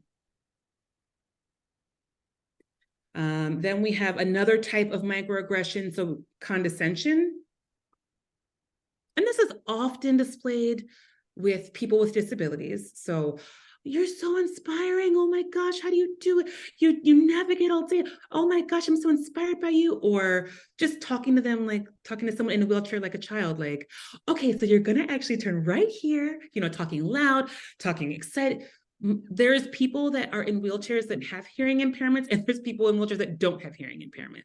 People with all types of disabilities, right? But because oftentimes someone sees a wheelchair, they assume, okay, this person just doesn't have a grasp on certain senses, which is a terrible assumption to make, right? So this is just, again, condescension is just another type of microaggression. No ill intent meant at all, but totally offensive to someone who's like, why are you talking to me like a child? I'm a 48-year-old individual.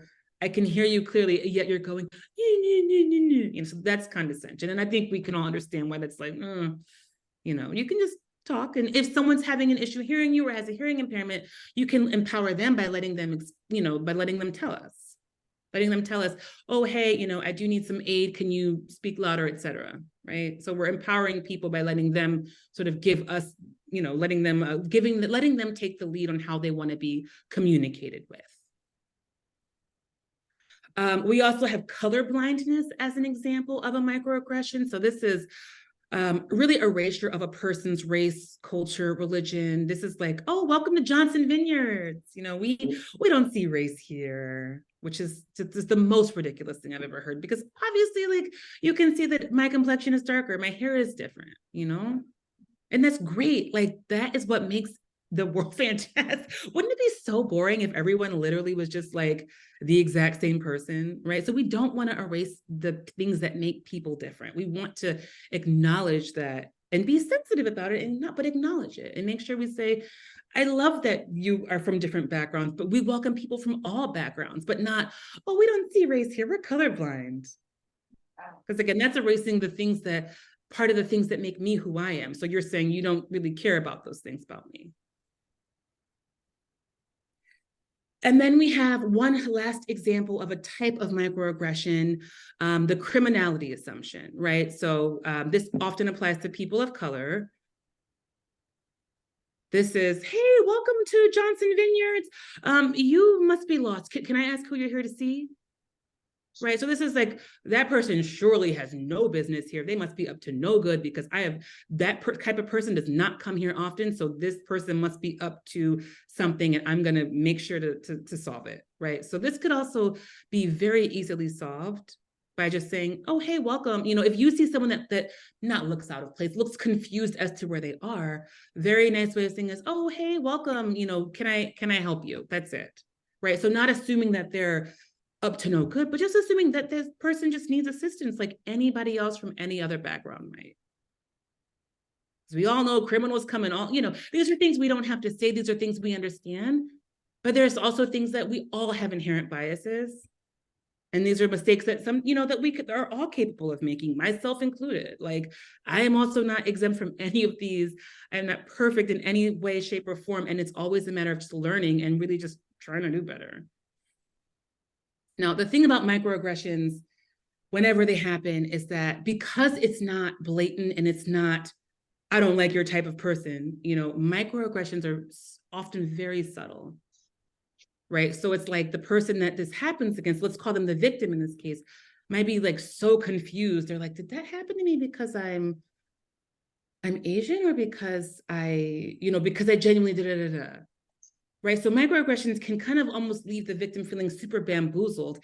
And in my opinion, it's almost more hurtful than like outright discrimination, because it is very flustering. It's just confusing. It kind of just sort of clouds the rest of your experiences, and unfortunately leaves a bad taste in your mouth. So this is microaggressions.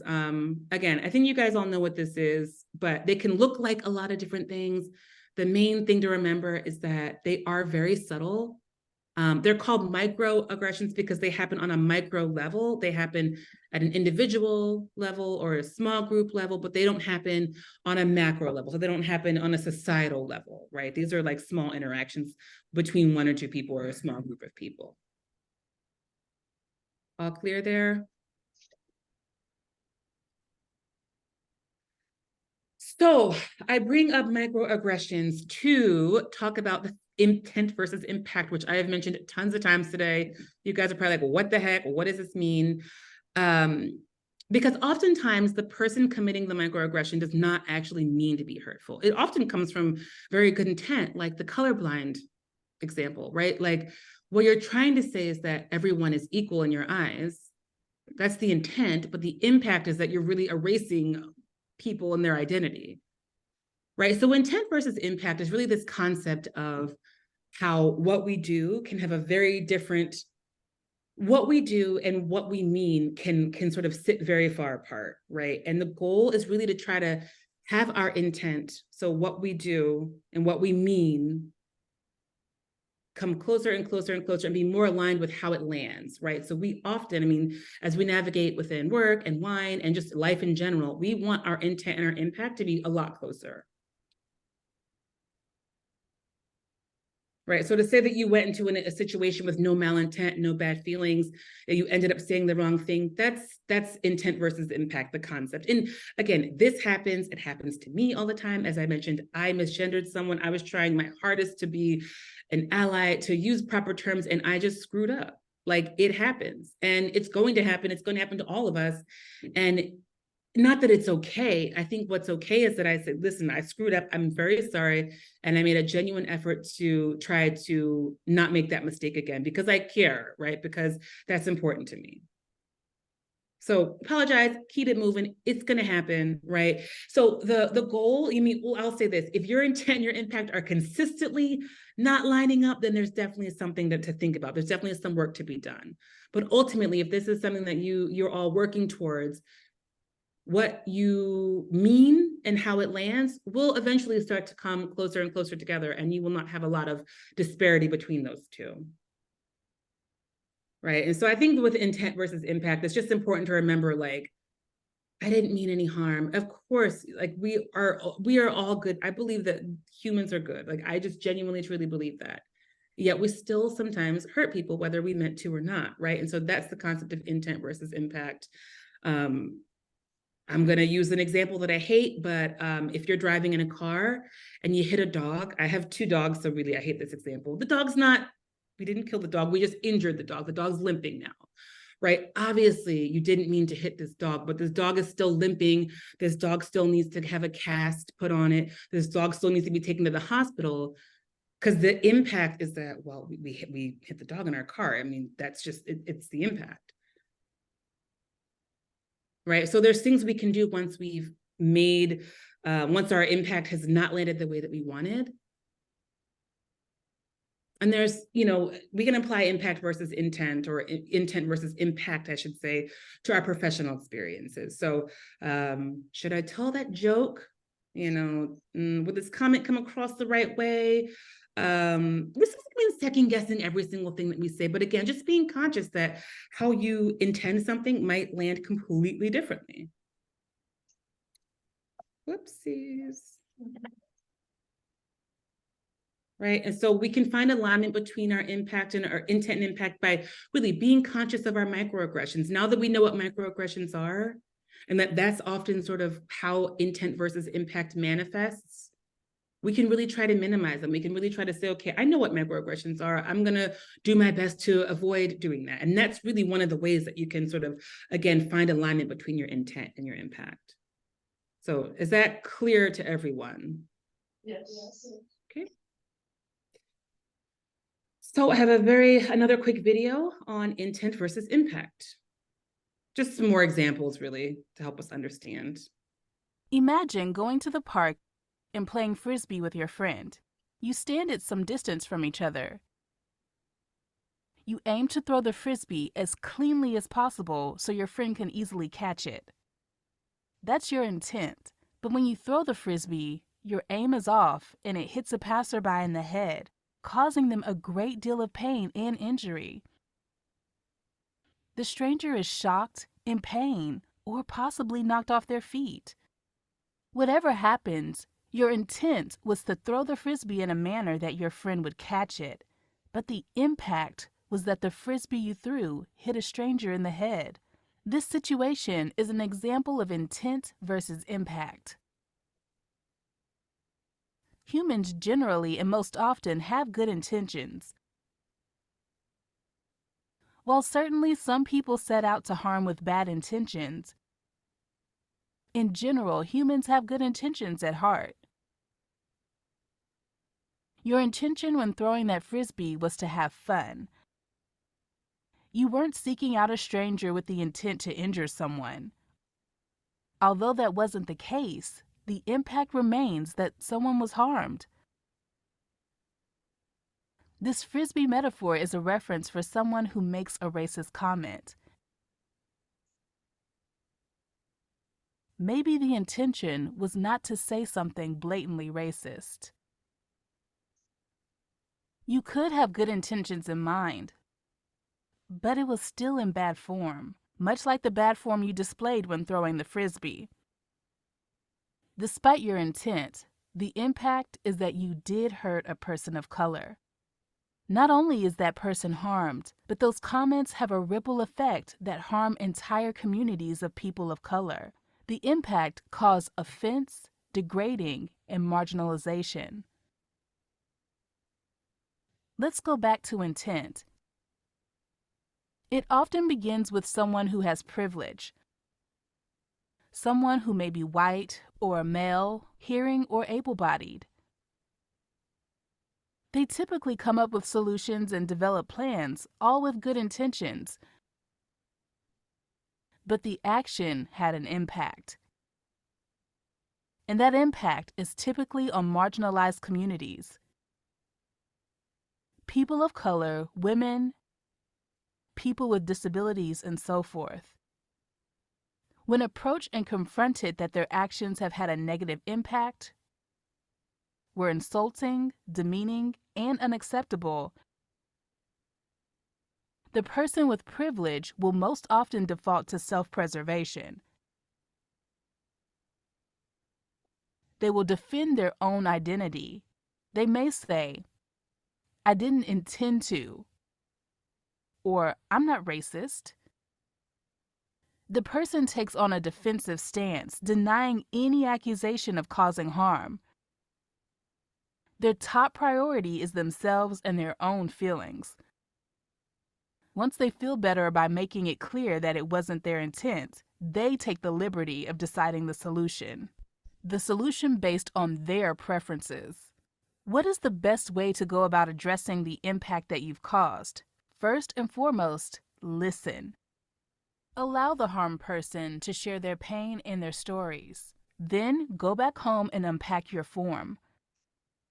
Just like bad form when throwing the frisbee, think through what you said and what you did. Think of how you framed it. Consider your worldview and upbringing. Unpack all of those things. Then read to become informed. Ask others to help you understand why what you said was considered racist, so that you can begin to comprehend others' perspectives. Continue to reflect, self-assess, adjust, and improve. Next time you encounter a similar situation, you will have improved your form, the way you communicate your intentions. So, listen, and most importantly, apologize. Take responsibility. Acknowledge that you exhibited a bad form, that you were out of practice, and that you take responsibility for the harm caused. Then commit to practice, to be mindful of your surroundings as not to cause harm again. Next, make amends. Amends means that you seek out ways to take action that will reduce the severity of the effects of the harm you caused. Using the frisbee scenario, after you see that you caused injury, you can offer to drive the person to the hospital. If they are deaf, you can offer to arrange interpreting services on their behalf. Pay the steep medical bill. You make amends because the injury caused was your fault. It wasn't your intention to cause injury, but that was the actual impact, and you are responsible for that, including working to resolve it. That's making amends. The reason I share this story is because this is exactly what has happened at my work. Many people tell me they have good intentions, and I know that. They will say, "I didn't mean it," becoming defensive and explaining away their behavior. There is no need for this. I know them. There is no reason to spend time explaining why you may have acted in a certain way because I already know. Instead of excusing the action, focus on the impact. Again, your actions impact not only the person you harmed, but have a ripple effect on the communities of people of color. The intent wasn't to be malicious against people of color, but the impact is still very real, just like the injury caused from being hit in the face with a frisbee. Listen, be accountable, take action. Okay, so this person used examples of people of color and race a lot, but again, this can apply to any situation. So someone with a disability, someone of a different religion, for example, but just wanted to give some additional context on intent versus impact there. Imagine going to the park and playing frisbee. All right, it's time for another activity. So this one is something that I hope you find fun. Let's think of some scenarios where we have one intent that might have a different impact than we imagined. And please feel free to think of this totally outside of diversity, right? This is just supposed to be fun and make sure we understand intent versus impact, right? So one example I like to give is intent. My intent is to prepare a lovely meal for my partner, my husband. He likes, I don't know, lasagna. Let's say I make a lasagna, beef lasagna. The impact is that he gets terrible food poisoning from it, right? So I was trying to do something nice. The impact is he gets terribly sick, which is obviously horrible. This did not happen, but he did make lasagna last night, which is what made me think of this. So intent is that I was trying to make a nice meal. The impact is that my husband got sick. So I next want to think about how can I improve the impact? How can the impact land better, right? So for the lasagna example, maybe I could have got fresher meat. I don't know, used a hotter temperature, just had better sanitary techniques while cooking. So I would love for each of you to come up with you could do 2 or 3 examples of an intent and an impact. And ideally the impact and intent should be kind of far apart because I want you guys to think of how we could have improved the impact or also how we could make the impact better, right? So I could also say for improving the impact, I took my husband to the hospital. I went to the pharmacy and got some stomach medication. So would love to just give you all 5-6 minutes, maybe 4 or 5 minutes to think about some intent and impact examples and then ways to improve the impact. Okay, is that clear? And I would love to hear, as always, I would love to hear from a few of you on some of these. These can be as silly as you want, completely unrelated to diversity, talk about food, animals, whatever you want, okay? So I'll just set a little timer for 5 minutes starting now.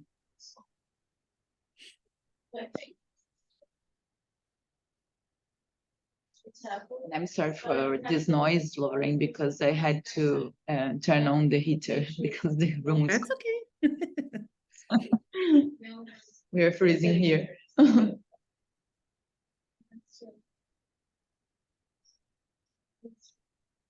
Make sure he's the one who called the nurses. But that's yours. It's supposed to be. That's how I. Yeah. That's hard. What's hard? Oh, yeah. Ah, that's true. Okay. That's really.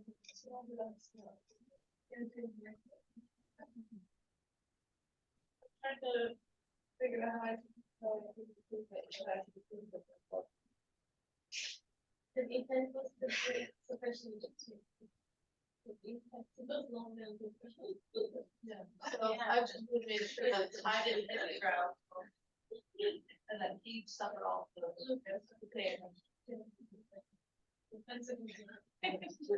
especially uses the community size of dinner. I made pizza only and vegetarian why would I reduce my impact? Yours. Sorry. That was the point, right? What's another example? That was a real example of as a vegetarian, like not experienced in those types of places.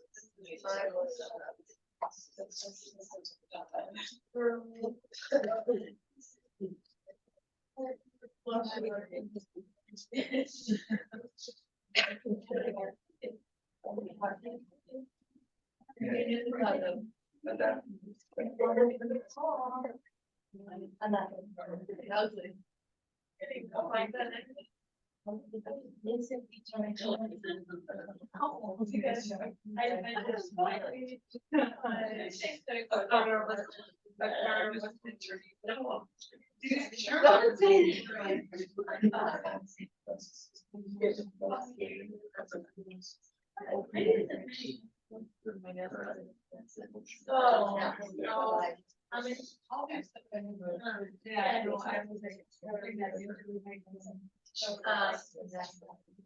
wanted to mind to ask. I don't really need it, but I have to go to the girl shop and I'm gonna do this on the other side.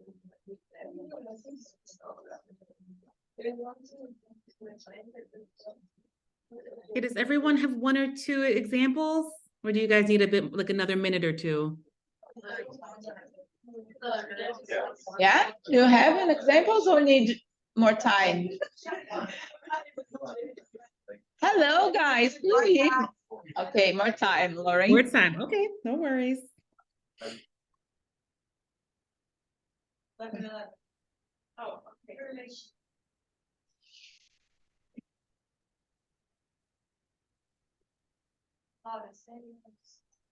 Yeah, and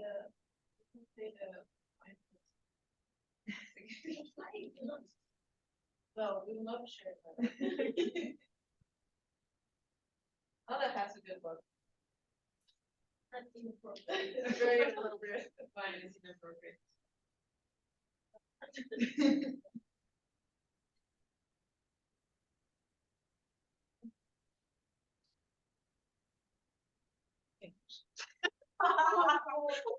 Oh, no.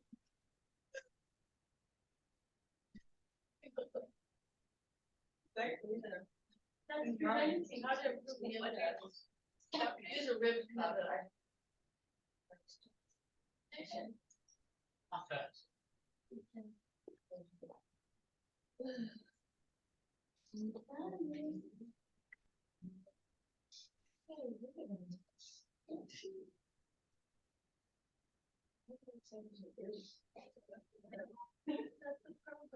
Are you ready? Finished? No? Yeah. Yeah? Okay, Lauren, let's go. Okay. All right. So who wants to share? I'll give one. You you invite like a group of people to dinner, and then one person and you make a meal that has meat in it, and then you forget that you didn't ask if the person if there's any dietary preferences. You have a vegetarian and you have only meat available, so you just improve it by obviously going out and getting another prepared meal ready for them. But obviously prepare in advance by asking if people have dietary preferences. Perfect. That's an amazing example. You just stole my example.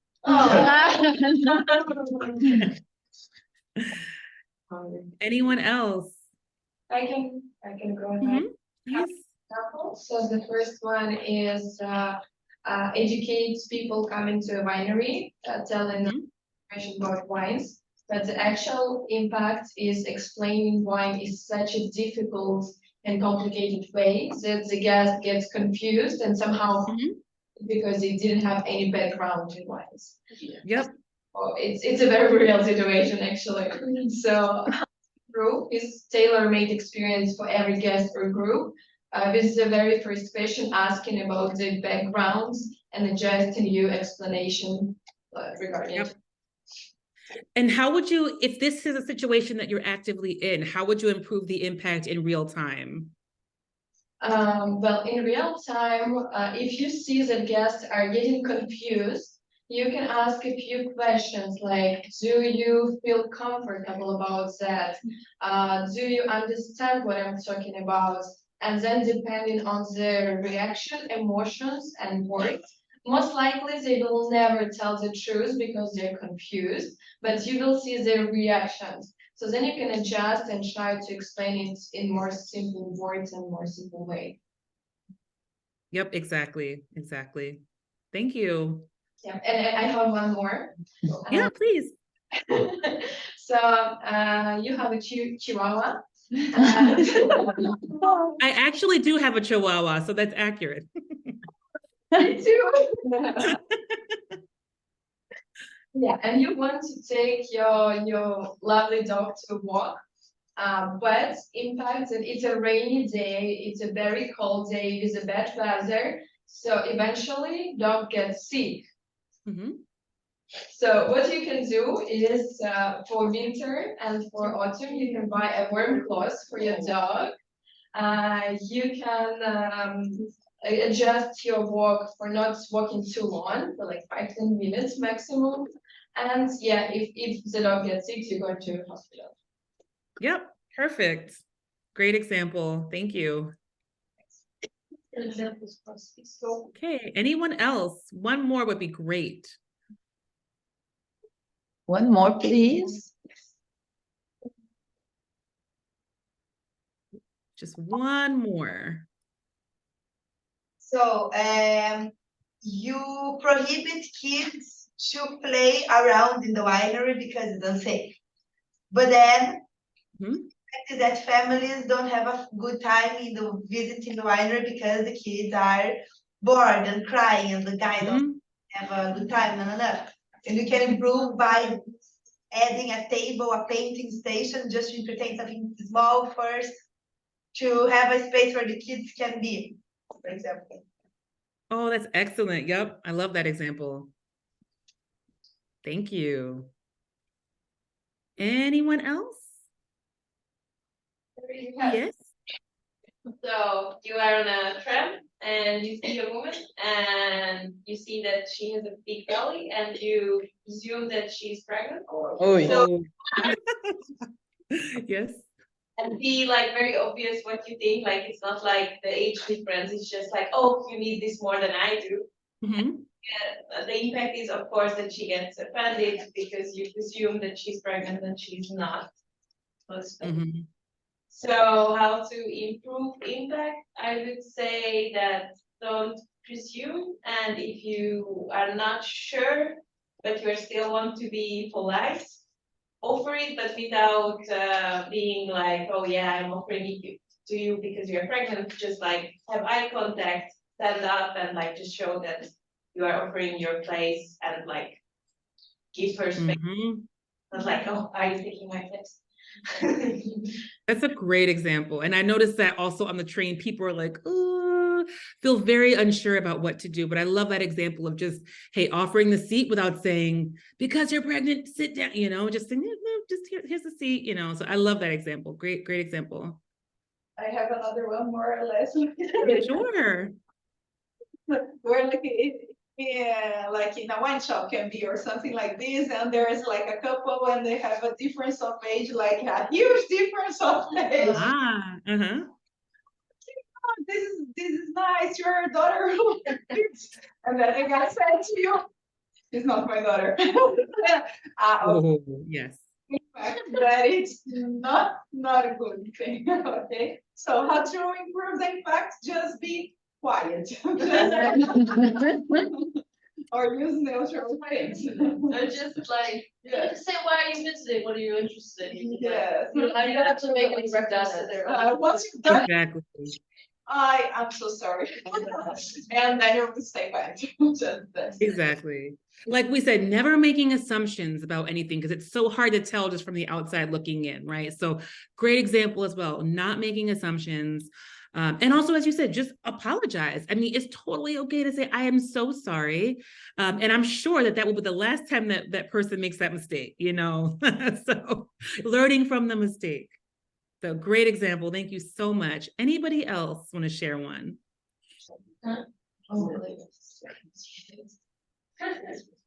No?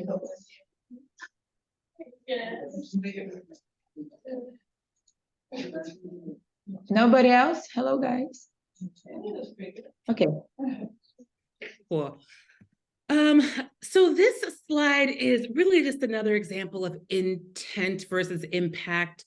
This is something I talk more in depth about in like if we were doing like a full day course, and kind of tokenization and using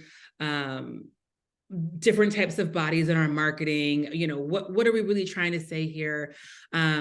I don't know. Does this make anyone feel any type of way? Do you guys have any thoughts or opinions on what you're seeing on the screen? And it's okay if not, but just wondering.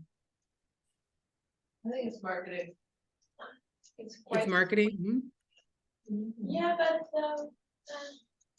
like for example, with the naked women, if it's by a woman winemaker, I would say like, yeah, go for it. I would probably get it from the shelf because I like it. But of course, if it's by like a big company, with, then but I'm not uncomfortable by it. Me. But the other examples, if I see some racist ones, but yeah, maybe some. I like books. Yep, exactly. Great. And you know, these don't actually invoke any sort of specific feeling in me, but I know that I have encountered some people who have felt very strongly about these bottles, right? And so the one on the left, it's hard to see, but it says "Tu viens d'où?" So like where you come, or you come from where? And then it's a Black woman. She's got an afro. She's holding up, I believe she's holding up fruit in place of her breast. So it's just sort of making a statement of this strong woman. She's probably quote unquote foreign. The middle bottle, the Amazon one, is also using Black people in sort of a in powerful imagery, right? So that in this Amazonian imagery, which tends to be a stereotype. And then this bottle, the left bottle, the middle bottle, and then the Put Feminist bottle, these are all from the same winery, winemaker. And I think it's a collective of wineries or winemakers, and it's all women run. And what they do is, I do think that they hire people of African descent to do the art, but there's no other Black person involved in the winemaking process. So I did encounter some people who were quite offended by this. So, you know, are you using Black bodies just to sell? What does this actually have to do with Black people? Was it made by Black people? Were the grapes picked? You know, is there any sort of relationship, or are we just kind of throwing something on a bottle to be provocative, right? So just wanted to use these examples as a way to depict intent versus impact. Intent might have been, hey, I want to empower Black people. But if you have no one on your team that's really of color saying, oh, I don't know, this is weird, or it's not weird at all, let's go ahead and do it, I think it's going to be something that may not land how it was intended. And then the same, so the bottle on the right, this legit bottle, this is actually jazz pianist Thelonious Monk. And the bottle is by the winery Tolaini, and was actually produced in collaboration with the Thelonious Monk estate. So his family, his estate, they gave full permission to use his likeness and his face. You can see that there is a reflection of the piano. So really kind of invoking the sense of smooth and cool and jazz. You know, Thelonious Monk was just like the coolest dude ever. And that's what this bottle is supposed to invoke. Again, I personally don't have any issues with it, but I can definitely talk about why a lot of these are problematic, right? And this is all going to be depending on the person. Another reason why we really shouldn't assume, you can't just assume every woman is going to be offended by seeing breasts on a wine bottle. Some will, some won't, but I think it's an important discussion point. And again, something that as a sort of a starting ground for certain discussions. But I like to talk about this in the form of intent versus impact. Sex appeal, breasts. I mean, who are we marketing? What are we saying with this? Who was this being marketed to, right? So just a really important distinction to make there. Okay. All right. So the next sort of topic is looking into, specifically as we talk about tourism, is diversity and environmental racism, which is a topic I am so fascinated by. So when we look at all the ways that the wine industry impacts the minority population, we definitely can't leave out environmental racism, right? So it's important to consider that every action has an equal and opposite reaction. So we bought all these clothes last year, we don't wear them anymore. So what we're going to do is donate them somewhere. We all now know that the majority of our donated clothes end up in landfills in Ghana, for example, right? So most often West Africa, the clothes are shipped there and they end up in really huge, ugly piles. So when considering some of the pillars of tourism and sustainability, I really wanted to just include this small piece on environmental racism to indicate that inequality reaches sort of every corner of the globe, in communities that don't even have anything to do with wine and with tourism. So breaking down environmental racism, really, it is when communities of color face disproportionate risks of exposure to pollution and therefore health-related conditions. And I'll tie this all together in a second, but this chart showcases environmental racism in the United States. So what we have is that for Latinx Americans, they're exposed to 63% more pollution than they actually produce. And same for Black Americans, they're exposed to 53% more pollution than they actually produce. And then when you have non-Hispanic white Americans in the United States, they were exposed to 17% less pollution than they produce, right? So the idea is that when certain communities of privilege are creating waste, they're not really dealing with that waste, right? So they're not really dealing with CO2 emissions and with the electrical waste, with certain types of waste. It's just being shipped off to less fortunate communities, or it's being shipped off to certain places. And these communities, because of systemic issues and systemic racism and inequality, these communities have no choice but to live near these hazardous conditions. Right. And so what we see in the picture on the top right is actually an example of it's car batteries. And what we have is in northern Mexico, in the United States, we're shipping a lot of car batteries to this region, to northern Mexico. It's making the residents sick because it's just so many fumes, so many hazardous chemicals. Right. So that's a global form of environmental racism. And then the second picture is showing an electronic waste dump site in Accra, Ghana, right? So what we know is that we are shipping a lot of waste to Ghana and saying, hey, you guys deal with it. You can create whatever business and, get rid of it how you want, dispose of it how you want. But a lot of the people don't have proper methods to dispose of and to handle this electronic waste. So they're using masks that are either ill-fitting or just improperly, don't do proper filtering. They're using gloves that aren't actually protecting their hands. So people are, once again, getting sick from the waste of a completely different population. And so the reason I talk about that is because, environmental racism speaks directly to the increased likelihood of minority populations to have exposure to pollution. But we can definitely tie it back to making sure that our tourism efforts are also conscious of diversity, right? So anytime that we're conscious of all people of a place that we're visiting or in, we're helping to combat environmental racism, and we're helping to care about these sort of underprivileged communities. Anytime we consider how our actions affect not just the populations that look like us and that believe what we believe and have our, socioeconomic level, what we're doing is helping to combat environmental racism, right? And doing our part for diversity issues. So here's just an example that kind of relates to tourism and how we can think about when we are partaking in tourism, whether we're hosting tours or guiding tours, welcoming people to our winery, for example.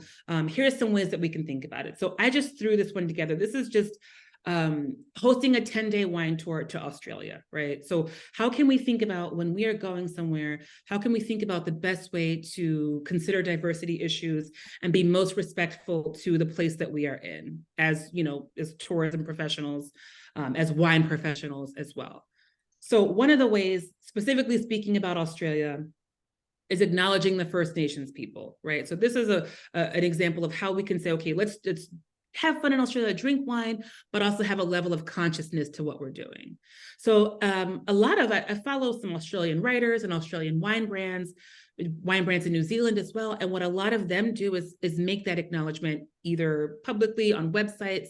They often say, hey, we acknowledge that we are on the land of this First Nations people, this Indigenous group.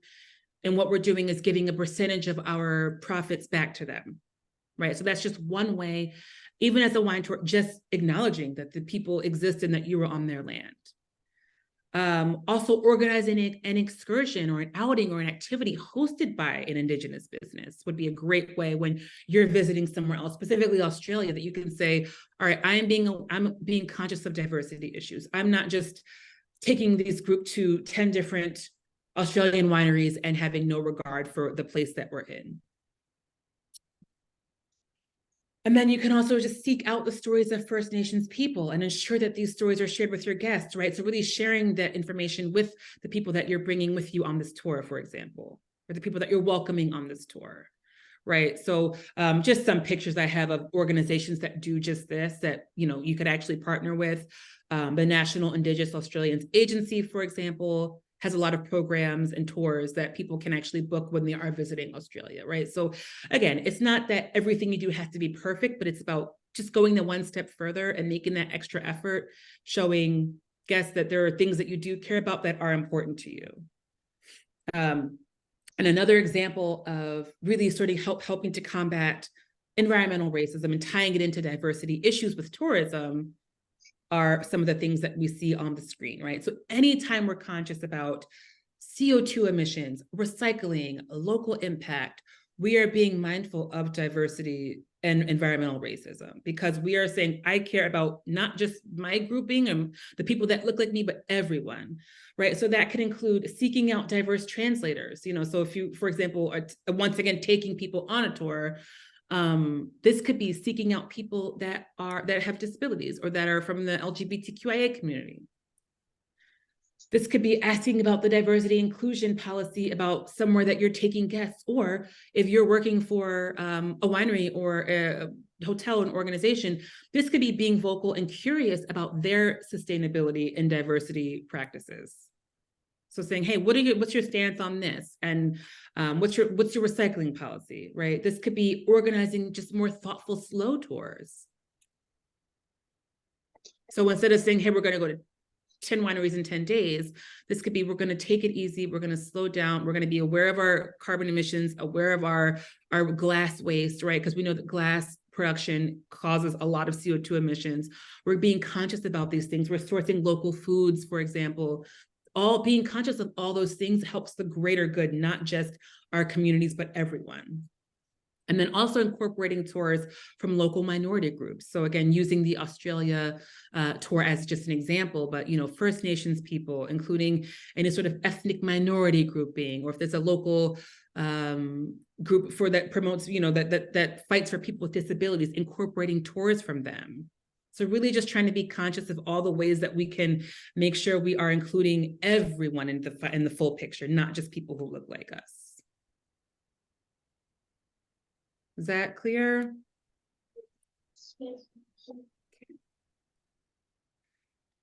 All right, so wrapping up, these are the last two slides I have actually. So this is just kind of tying it all up in a pretty bow, and really giving us some concrete steps we can take, right? So driving change within our organization. Again, this is all well and good, but if we don't have concrete ways that we can actually make a difference, I think that this is completely pointless. And this is, like I said before, also just a handful of ways that we can actually make a difference, right? So this is just a handful of ways that we can actually impact change. But I did want to give some really concrete ones so you guys feel confident. So I think one of the first things is making intentional human resources decisions, right? So this is whether you are the person hiring, maybe you're hiring someone at a winery, again, hiring people to help with certain things within a company, or you're just helping out and you are doing interviews with potential new colleagues. It's important to always make intentional human resources decisions. So this doesn't mean literally hiring someone just because they check a box. But this means being intentional about expanding your talent pool and saying, hey, definitely, this is a great talent. This is a great sort of pool of applicants. Have we considered using this website to find this group of people who maybe there's more diverse talent somewhere else, right? So this is just always about being conscious about the people that you're bringing into your organization. Because again, not only is it wonderful for everyone in the community, but it also does help your business's bottom line. I think an easy one here, and one that you guys, I hope, all practice, and it seems like you guys really get this one, but another way to drive change is just fair treatment to all guests, patrons, and colleagues, regardless of their race, ethnicity, socioeconomic status, ability, and gender, right? So again, not talking down to guests, not assuming you know a person's status, and really just meeting people where they are, treating everyone fairly, and sort of tailoring your communication to people. so that they all feel welcome in the space that you're holding them in. Right? You can also create a diversity policy. I use ChatGPT for everything. I don't know if that's, maybe I shouldn't say that because you guys are all in school. Oops. I don't use it for like anything that involves, you know, grading or whatever, but I do use it for helping to establish policies, helping to reword certain things. So if when you are in the workforce, if you are tasked to create, again, certain policies and certain documents and forms, you can use AI to help create a diversity policy, right? To help reword your diversity policy. And ensuring that there even is a diversity and equity and inclusion policy at your workplace. There are certifications that we can seek out. So there are, if you just Google diversity certifications, each and every one of us can actually go do that right now. Many of them are free.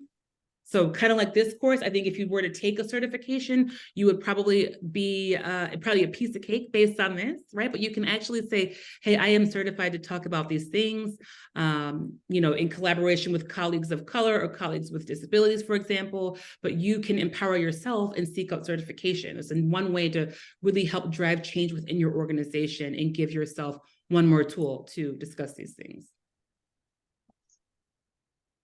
And we talked a little bit about this already, but partnering with diverse third parties. So if you are in a position where your winery is hiring influencers, you can make sure that you are seeking out people that are from different backgrounds, right? So if everyone looks like you, that might not be so welcoming to people who don't look like you, right? So you want to make sure that you are saying, hey, I'm tasked with hiring influencers. Make sure to hire one or two, one who uses a wheelchair, to make sure you're sending the message, hey, our winery is wheelchair friendly. You know, or we do have an interpreter on hand just in case there's someone that visits our winery that's hard of hearing, for example, right? So really partnering with these diverse third parties, making sure that if you're, you know, hiring marketing teams or freelance writers or something, that those are from different talent pools. And I think another one that's really easy is just using your voice and privilege to advocate for colleagues and patrons. So, you know, not acting as though you're the police, but if you see a microaggression being committed, you know, doing your part to make sure that even if it's not your responsibility to help with impact, maybe you help the harmed person feel a little bit better about the situation.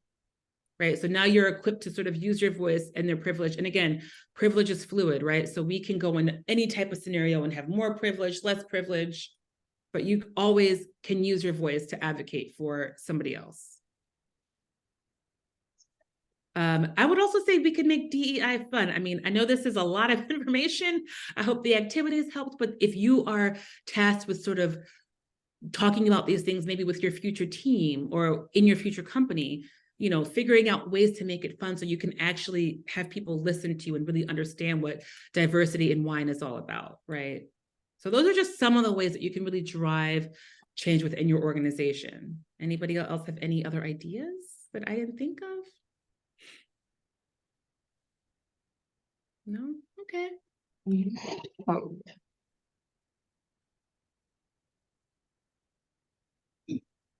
right.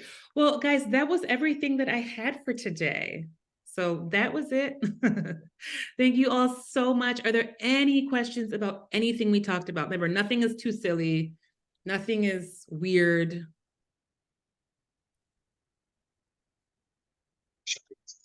No comments? Did you find this helpful? I mean, be honest. And I would love to also hear from you via email or, you know, via WhatsApp, for example, if there was something you think I should change. But any thoughts on how this whole course went?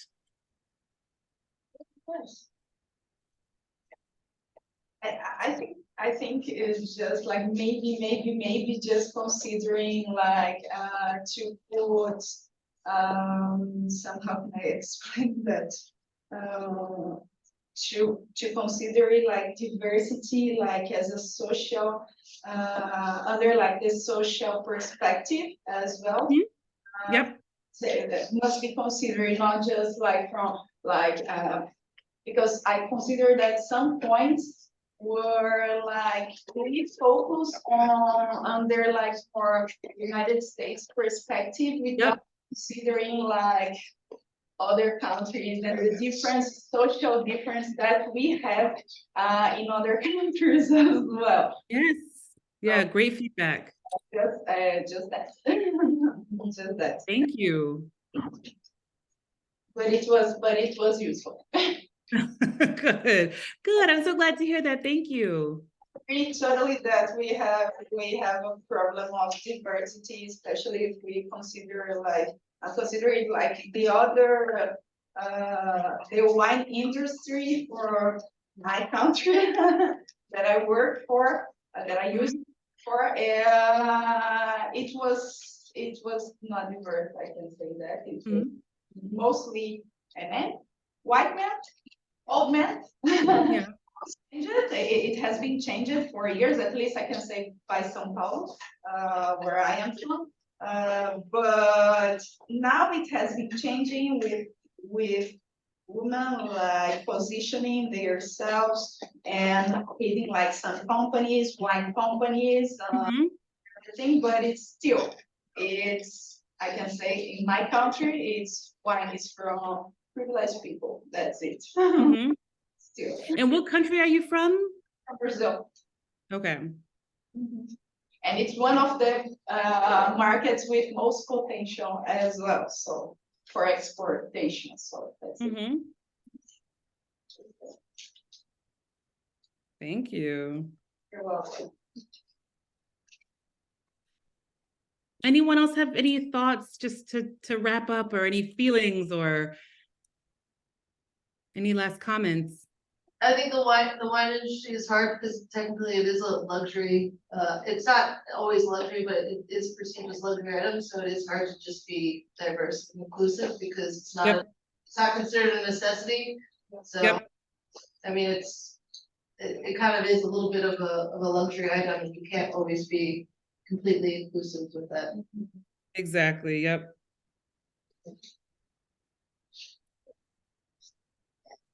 No. You know what?